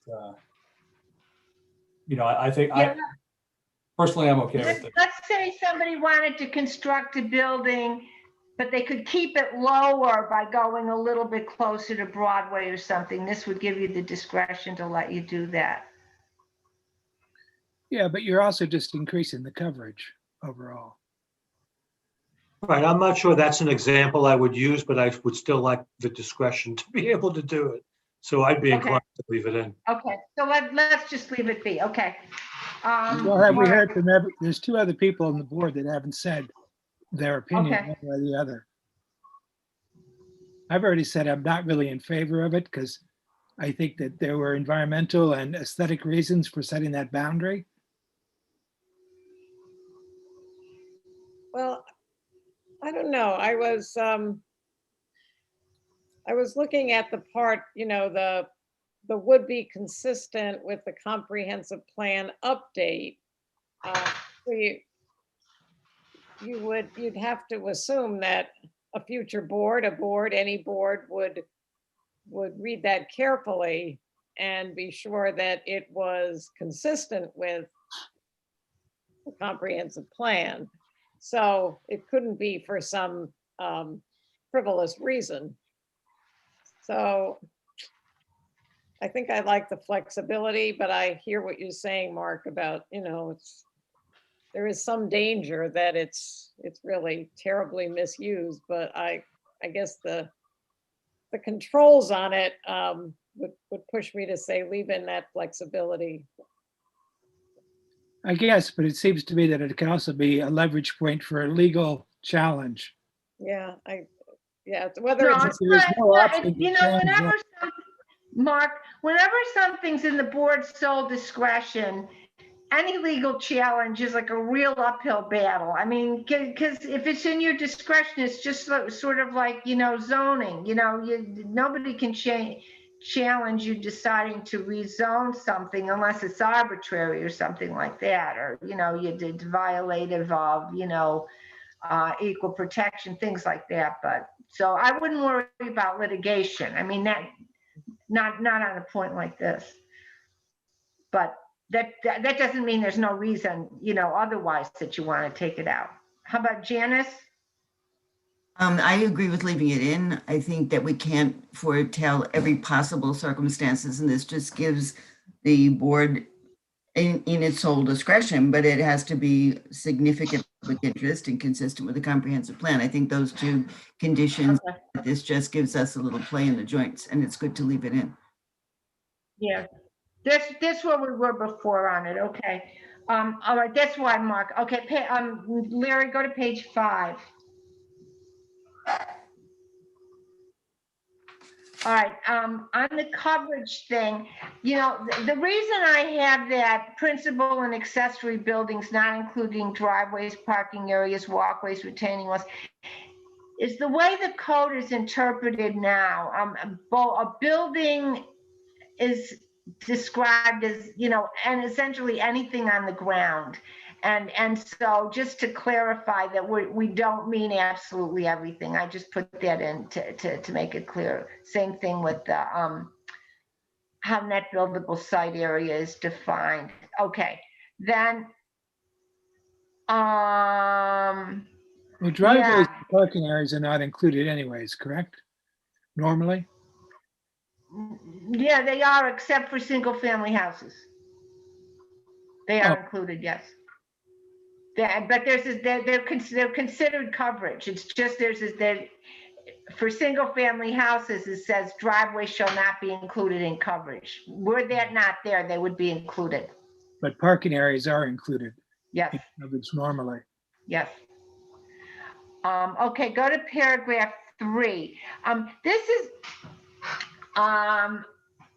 rather than saying you could have an extra 5%.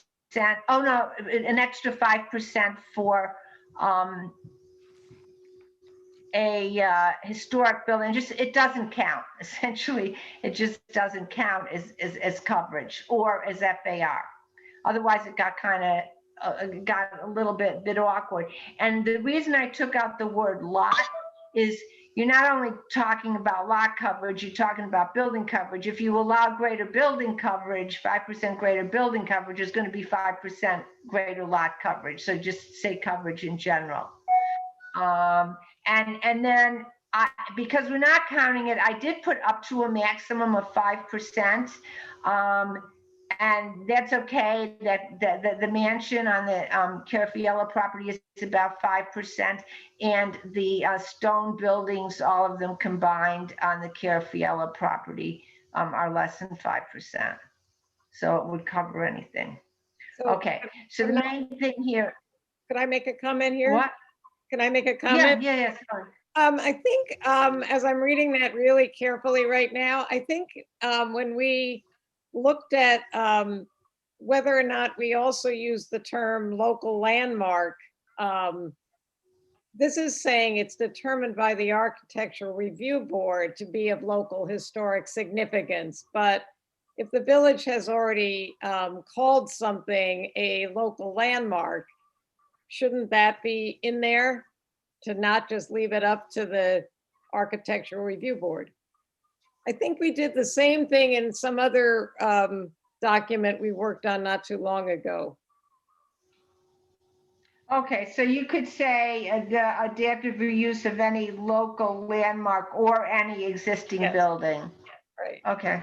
Designated local landmark. Yeah, designated local landmark. Well, yeah, because you know the process we went through. We've only done it once, but that is the process. Yeah. Okay. I'll add that. Additional coverage permitted. Okay. For 3 or more family dwellings that include the maximum number of additional units permitted by the moderate income unit, additional coverage of 5% shall be permitted. And then we had that the Board of Trustees can permit additional coverage of up to 10% if it determines that the proposed development would further an important public benefit, such as the provision of affordable housing beyond the village code requirements or the provision of a sidewalk along Broadway. However, if additional coverage is permitted under A for moderate income units, the maximum additional coverage permitted by this subsection shall be 5%. And that's so that the most you can get is 10% because the numbers were getting too high when we let it go beyond that. So, right, so it's like you're not double dipping for affordable housing by applying both A and B. You're keeping it distinct. Makes sense. Well, it might not be yet double, but let's say somebody put in moderate income units 5% and then also agreed to build a sidewalk the whole length of the Carafiello property along Broadway, and they want 10% for that. Then it would just be too much. Yes, agree. But it's if you're building an all affordable, then you're not going to get the moderate income bonus. So it's sort of irrelevant. As I see it, where the double dipping would be is if you did it wouldn't be double dipping. If without this provision, you could get 15% if you did the moderate income and you did something else of great benefit to the village. Could say it's only worth 5%. You only get 5%, but I think this keeps it from ever getting, it keeps you from getting coverage beyond 30%. Most it can ever be is the 30%. Plus, remember, the buildings that were the historic buildings we're not counting. Okay? Okay. 30%? Yeah, to 20, you've got, we're talking about building coverage, Mark. Right, yep, gotcha. Sorry. Okay. If you're talking about coverage, lot coverage, then it gets to be 40%. Yeah, but that includes parking lots and stuff. All right, then Larry, the next page. Okay, the cross out at the top. That was the thing that we eliminated before, where the Board of Trustees determines that a third story within 250 to 300 feet from Broadway would serve an important public interest. And the discussion last time was that you can't think of any situation in which you would want to permit 3 stories that close to Broadway. So that's why that was taken out. Okay, Larry, the next page. Okay, that up to a maximum of 0.05, that's the same thing as the coverage thing, but it's for FAR. And then, okay, additional FAR, and this is really parallels the coverage thing, that the Board of, okay, for 3 or more families, you can get 0.05 for moderate income units, and then you can get up to 10, if the development would further an important public benefit. But again, if you're getting the moderate income bonus, this can only be 0.05. So it's sort of the same as coverage. Okay. All right, that's it, Larry, on that. That other cross out has just been replaced by this stuff. So Marianne, could I ask you just a process question? These decisions have to be made before the site plan is presented to the planning board, or is it made during the planning board process when the facts of the site plan itself are better understood? Do you see what I'm saying? Like, like, do they come and apply, they being the applicant, come and apply to us based on some, draft design? And Yeah, then, well, I don't know, we've had this before where sometimes the board has to approve something, and I would think that the first place they go would be the planning board with their with their special permit application, their site plan application. And at some point in it, they say, oh, you need approval. Just like sometimes you have to go to get to the ARB to get approval for something, to get it to be called of local historic significance. It's hard to say at what point it would be. And no question, I'm sure this could get to be one of those, who goes first situations. I mean, it's always going to happen when you've got two boards deciding something. So let's say if they come to you first and you say, hey, you can have additional FAR, then it goes to the planning board, and the planning board says, wait a minute, you're letting them build a bigger building than we think is good. I'm not saying there couldn't be some conflicts. You're just going to have to handle it as it goes along, and hope that it's done as expeditiously as possible. yeah, I just don't want to see, It's happened. yeah, I don't want to see circular loops. Well, it's going to happen, but yeah, that's going to happen, Mark, as long as it's the Board of Trustees making a decision that relates to something before the planning board.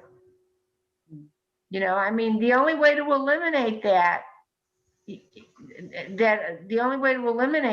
to have that decision made by the planning board. But I think we talked about it and it didn't really make sense. No, these are zoning decisions, which are, I think, different. Yeah, I mean, it seems to me that if I were an applicant, I might come to the village. I mean, well, maybe the applicant would come to the village board and say, hey, listen, will you let me have a building that's 0.40, because I'm gonna give you moderate income, and I'm gonna provide 15%, instead of 10%, I'm gonna give you 15% affordable. And they come to you and the board says, yes, you can have additional. Yeah, then I think, actually, come to think of it, it probably makes sense to get that permission from the Board of Trustees first. And then so then they go in with an FAR of 0.40 or a coverage limit of 30%, depending. And then the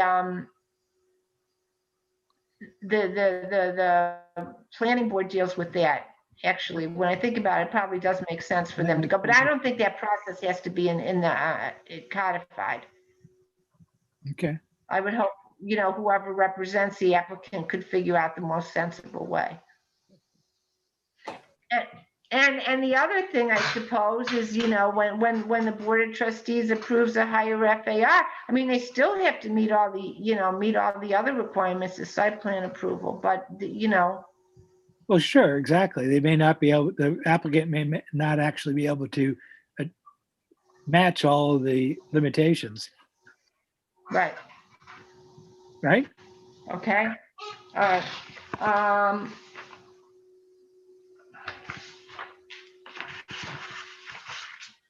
Okay, next is page 13.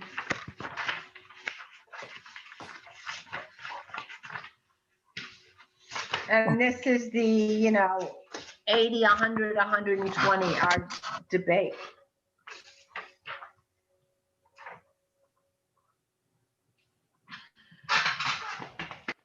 That's for you guys.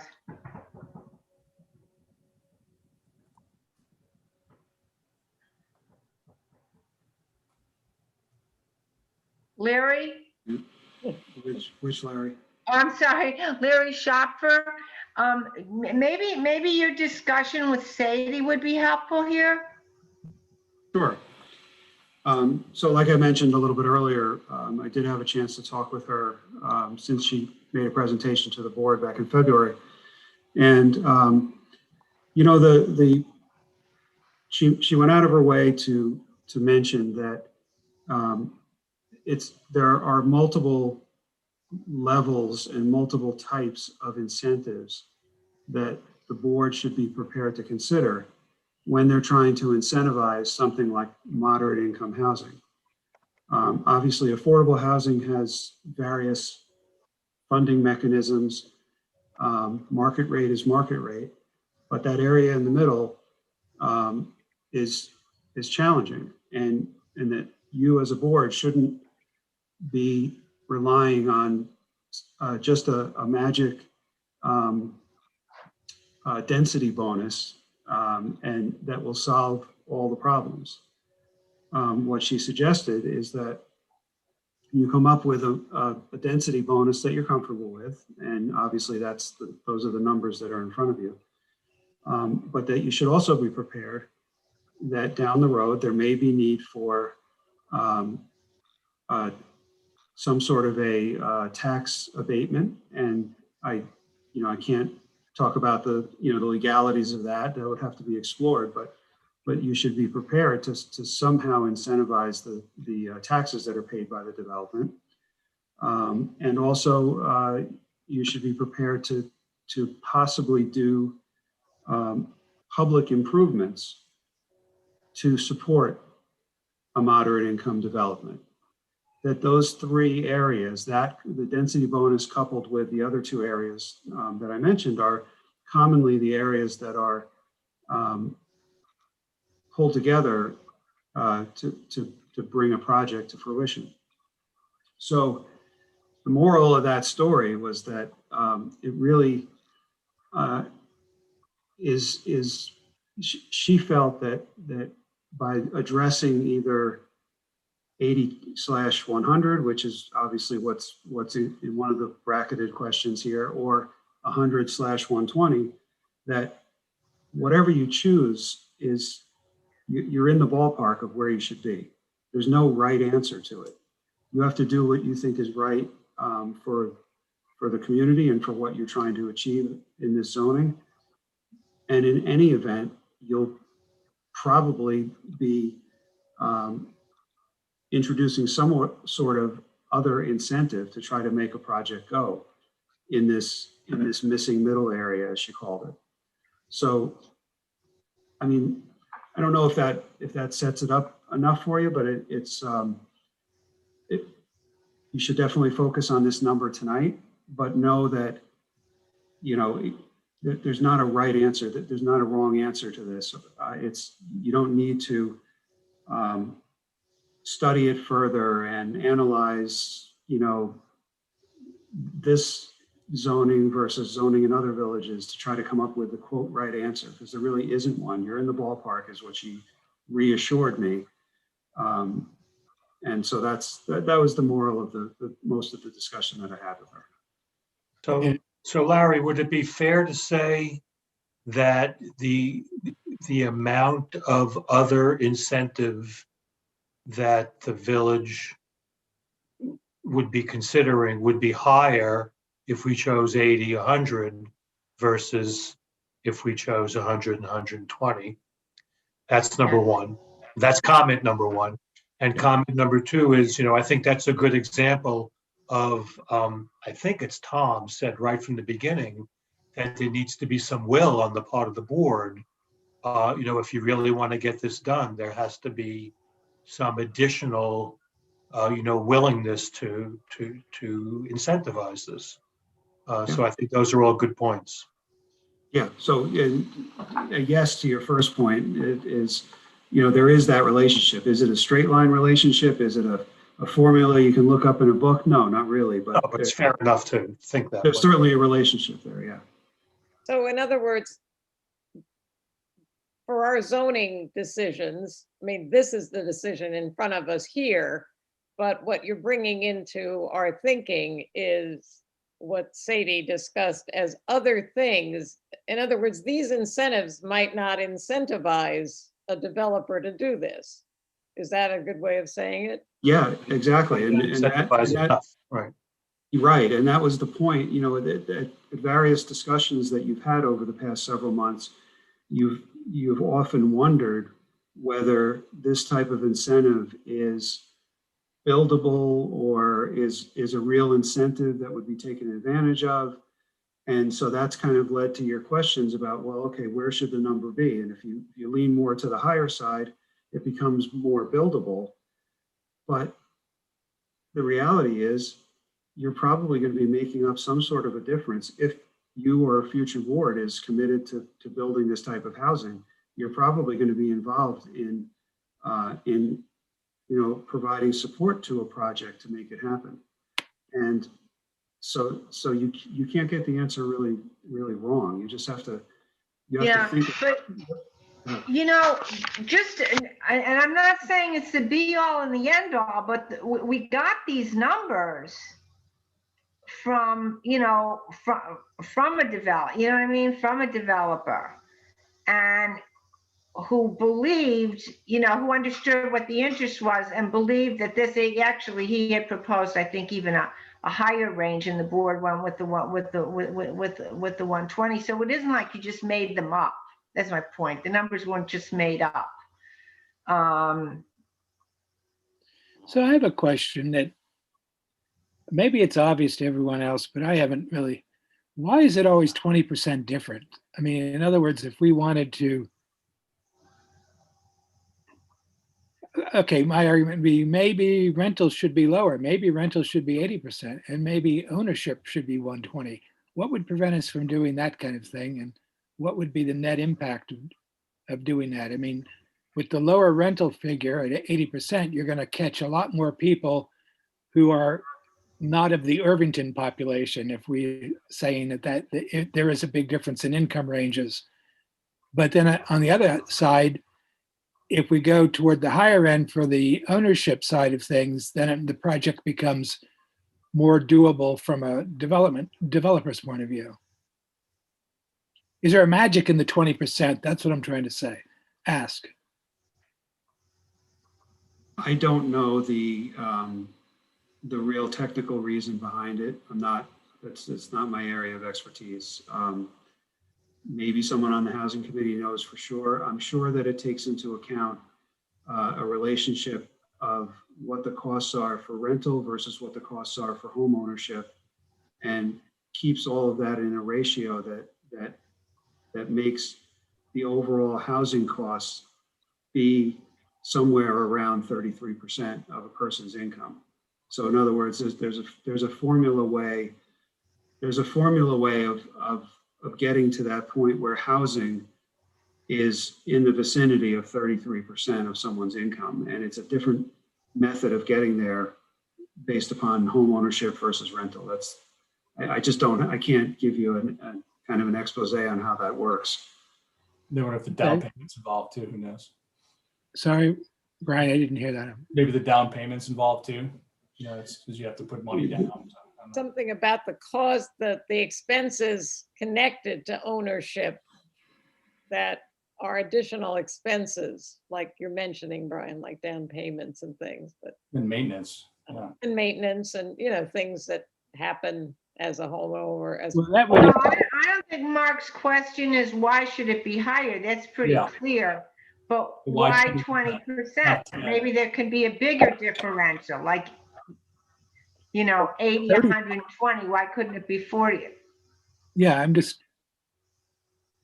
not sure that it was a question, and one level of it was a question that, the 80% floor for rental seems like it would catch a lot more potential people that way than bringing it up to 100. That's all. That's the first thought. Then I was thinking about, what about the top end? What about the ownership end? Well, I guess it's an interesting discussion. I feel comfortable leaving it the way it is here myself. But so one of my points is that, if someone comes in and says they only want it to be 180, we're not precluding them, but we are precluding someone that wants to do 120 and 100 potentially. Yes, that would be true. You can do less than this. Yeah. You don't have to. I suppose one thing, I mean, I'll just throw this out, see whether you have any interest in it. You could offer a bigger bonus. So I shouldn't say this because it's going to be so damn hard to write up.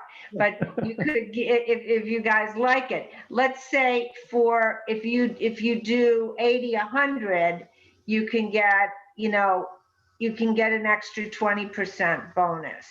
You can get 20% more units. But if you do 100, 120, you can have 10% more extra units, 10% bonus units. I don't know if I'm that in makes favor sense. going for the 80, 100. I think that was one of the points made by the Housing Committee tonight, and it's one of the things that's been very evident through the whole course of this discussion, that there's a gap between the 60% eligibility for the capital A affordable and where we set the bottom limit for these kinds of units. And there's just that between 60 and 100 that is sort of left out there. I would very much be in favor of the 80. And Mark, you raise a very interesting point about why it has to only be a 20% difference. I would suspect if it was more than that, there'd be very little incentive to make the lower level units at all. So I like the way this reads, and I would be in favor of making it 80, 100. So the point that Larry Schaffer was making, discussing Sadie's point of view, that not to negate what you're saying, Janice, but that we're within the ballpark either way, as if I understand that right, that the 120 would help achieve that. Is it important to, I think the incentive of 120, I think I'm veering up there, maybe a little different from your point of view at the moment, but well, Larry Schaffer, was Katie's point that we're in the ballpark with either one of those in terms of the middle that we're talking about? Yeah, that middle. The how appealing that would be to a developer, but our job is to decide where in that range we want to say our goal of encouraging more affordable housing in this community is. So I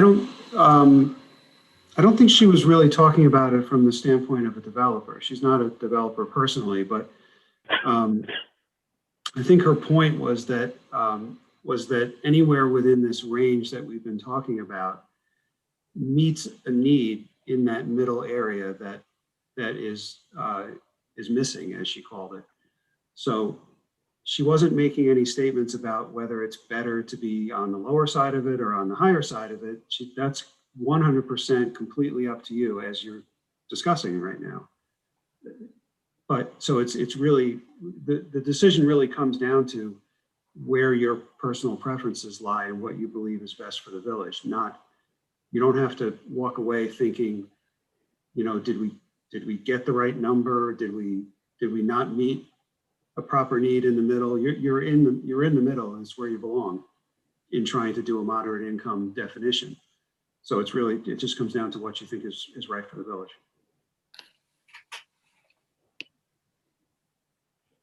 And for me too, when you preference it, Larry, by saying, there's no right number and you can't really screw it up, I don't have a strong feeling. So I think if the rest of the board had a strong feeling, I'm not going to debate anyone on it. So far, Janice, I think, has the strongest feelings that we should defer to the Housing Committee, which I don't necessarily disagree with, and go with the 180. I don't know if Mark or Larry, Connie, I think almost seems similar to me. I think it's not super strong feeling. I'm guessing neither of you do, because you would have spoken up. No, I tend to agree with Janice here. And what we heard today, particularly from Dave Zweibel, that really, I think the aim of the board here is to increase the diversity within our village. And I think we achieve that better. And again, I know these are small numbers and small gaps, but I think we achieve it better by going with the 80 and 100 numbers. So I tend to agree with Janice here. And there are small numbers, small gaps, but not to the people earning specific salaries that might be excluded from these, because they don't earn enough to get into our affordable units.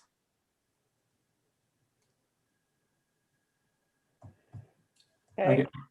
Like I said, I'm kind of where Brian is on this. If we can't really go wrong on this, then I can. I'm happy to agree to the 180, to be honest. 180?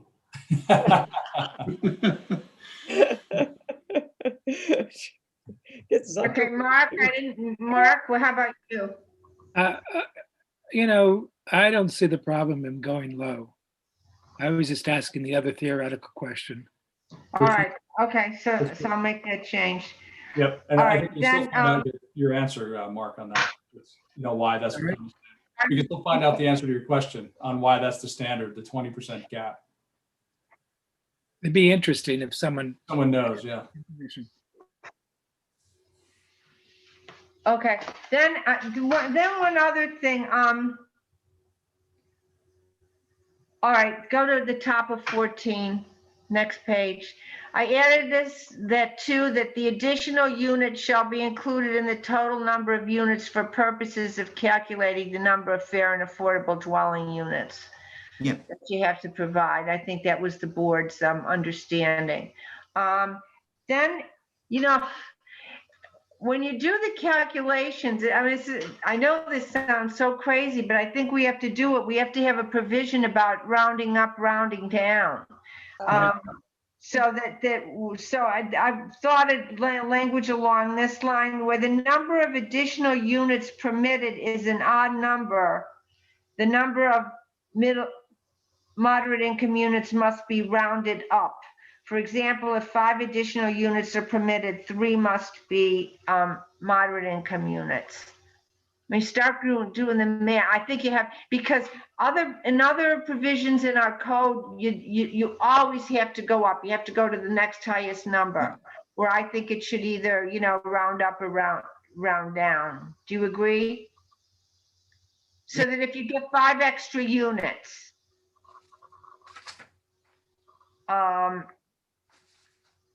you get your moderate income bonus, you get 5 extra units. Do you want it to be 3 moderate income and 2 market rate, I assume? Right, that's a greater incentive. Yeah, I think. Well, yeah. I mean, that would be a disincentive to a developer, wouldn't it? Yeah, but I mean, you got to clarify, because you come in, you get 5 additional units. I mean, yeah. So then, do you want to say you round down? I mean, you got to decide whether you're rounding up or rounding down. Rounded up, I don't have a problem with that. I was actually thinking what happens in terms of the fair and affordable unit count. Let's say for some reason you have to round up. Affordable. No, actually, with the fair and affordable, it says, it can't be less than 10%. So that if you ended up with a number like, let me see, you had 53. An argument could be made, you got to provide 6 units because 5 is less than 10%. So you round up even at the ones, Yeah. So that's how it's written.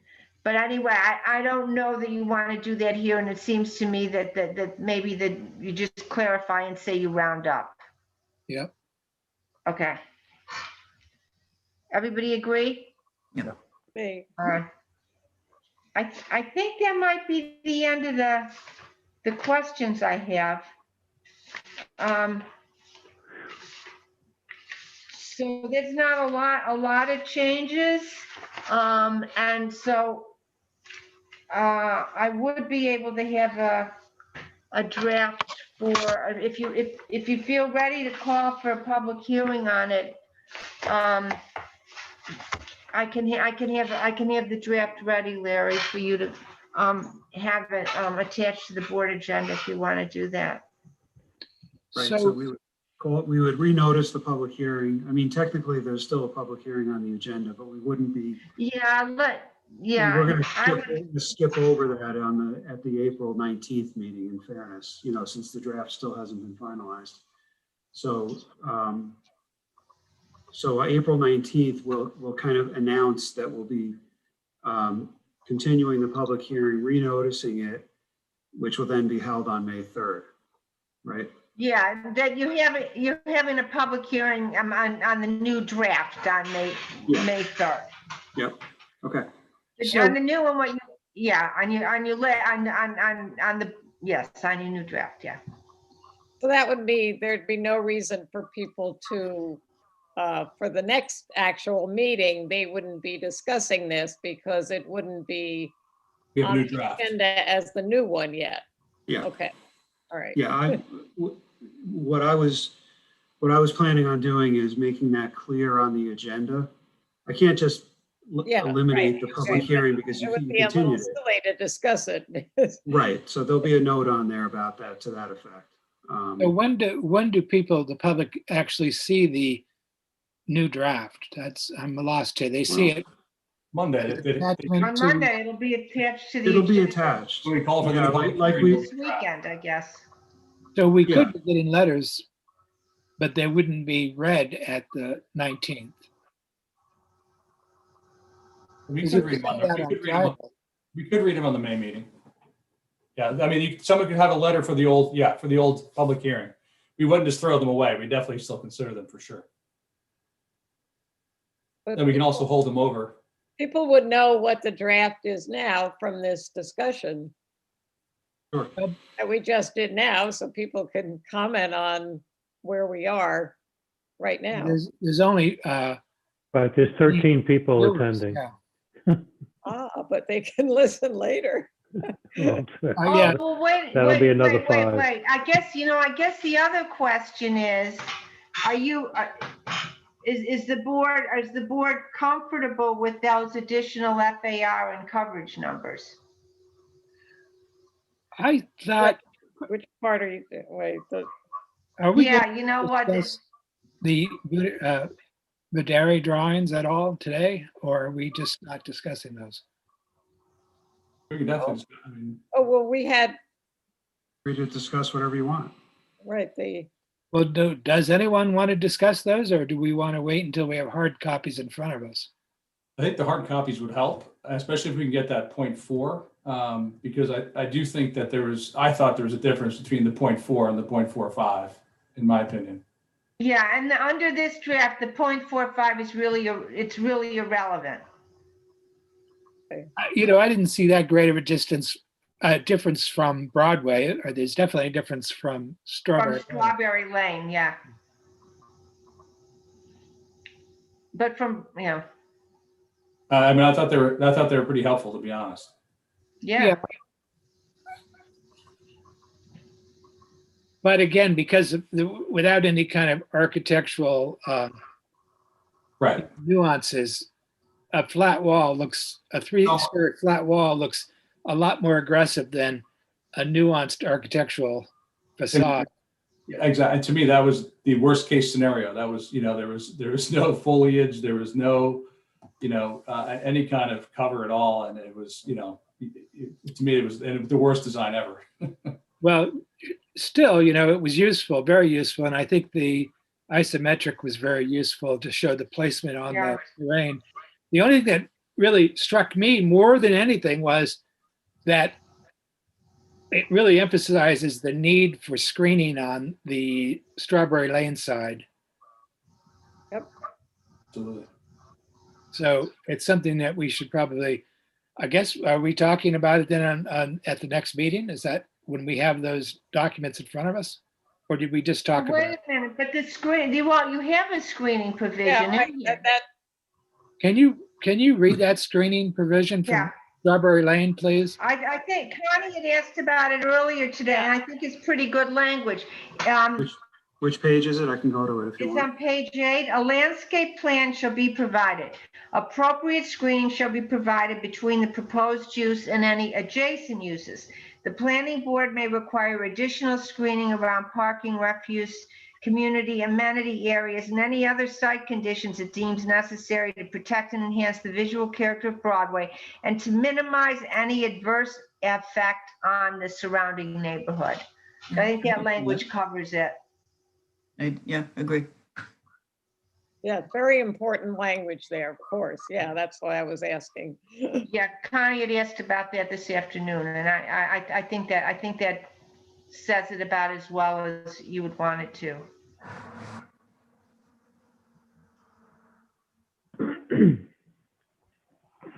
Okay. Yeah, so Larry, I mean, I guess practically the public hearing will still be open. My guess is if no one wants to speak, we'll just close that public hearing. We're going to call for a new public hearing. Right? I mean, I can handle it any way you want. I was thinking that we could label the agenda in such a way to indicate that the board, you know, would be essentially skipping over the public hearing. You know what I mean? I mean, you can, but it's premature in the sense that all you're doing is announcing and renoticing from May 3rd. Yeah. So it's a little awkward to then have all sorts of public comments be received on Monday night. But it wouldn't prevent people from speaking during their 3 minutes if they wanted to speak on an item that's not part of the agenda, correct? Yeah, of course. It would be on the next meeting's agenda, but, you know. Yeah, it's just weird to me to have a public hearing that we're just going to say, you know, we're skipping it. You know, to me, it's even though it kind of makes sense, but.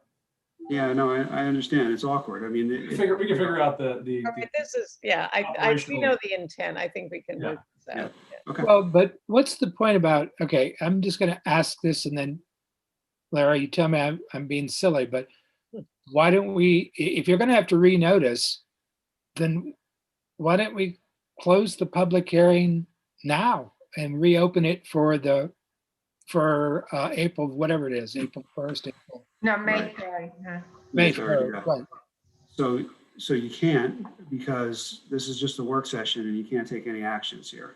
Okay. So, yeah, I mean, that's technically, and at the last meeting, you continued it to the next meeting. I mean, like it's been done. It doesn't matter whether you close or open. It can just be a continuation of the public hearing. It's just a new draft. It doesn't matter. I mean, it doesn't matter how you deal with that. I don't think you have to close a public hearing. You can just. Okay. But I think you're right, Larry. It doesn't make any sense to discuss it as the. Yeah, I mean. At the next meeting. Now, did we say it was? Did you specify that the public hearing is continued till April 19th? I don't think so. You just left it open. It was left open. No? Yeah, it was left open, and then the next session of it is going to be May 3rd. Okay. And as Larry Lonke said, if somebody feels strongly that they want to speak about it, there's the public comment section. Okay. And any correspondence that comes in is like any other correspondence, and you know, if it's on time, you read it. Okay, great. That's it. We're done. I'll make a motion to adjourn if I can have a second. What is Second. second? All in favor? Thanks all. Now, Oh, we have no reason to meet with Marianne afterwards, right? Not now. I thought we made it another date. Okay, you know why don't we just quickly meet with me just quickly? Hey. All right. Bye-bye. Larry Shopper. Yes. What's the number? Can you resend that to me? I lost it. I'm sorry. We're doing it now. Yes. Thank you.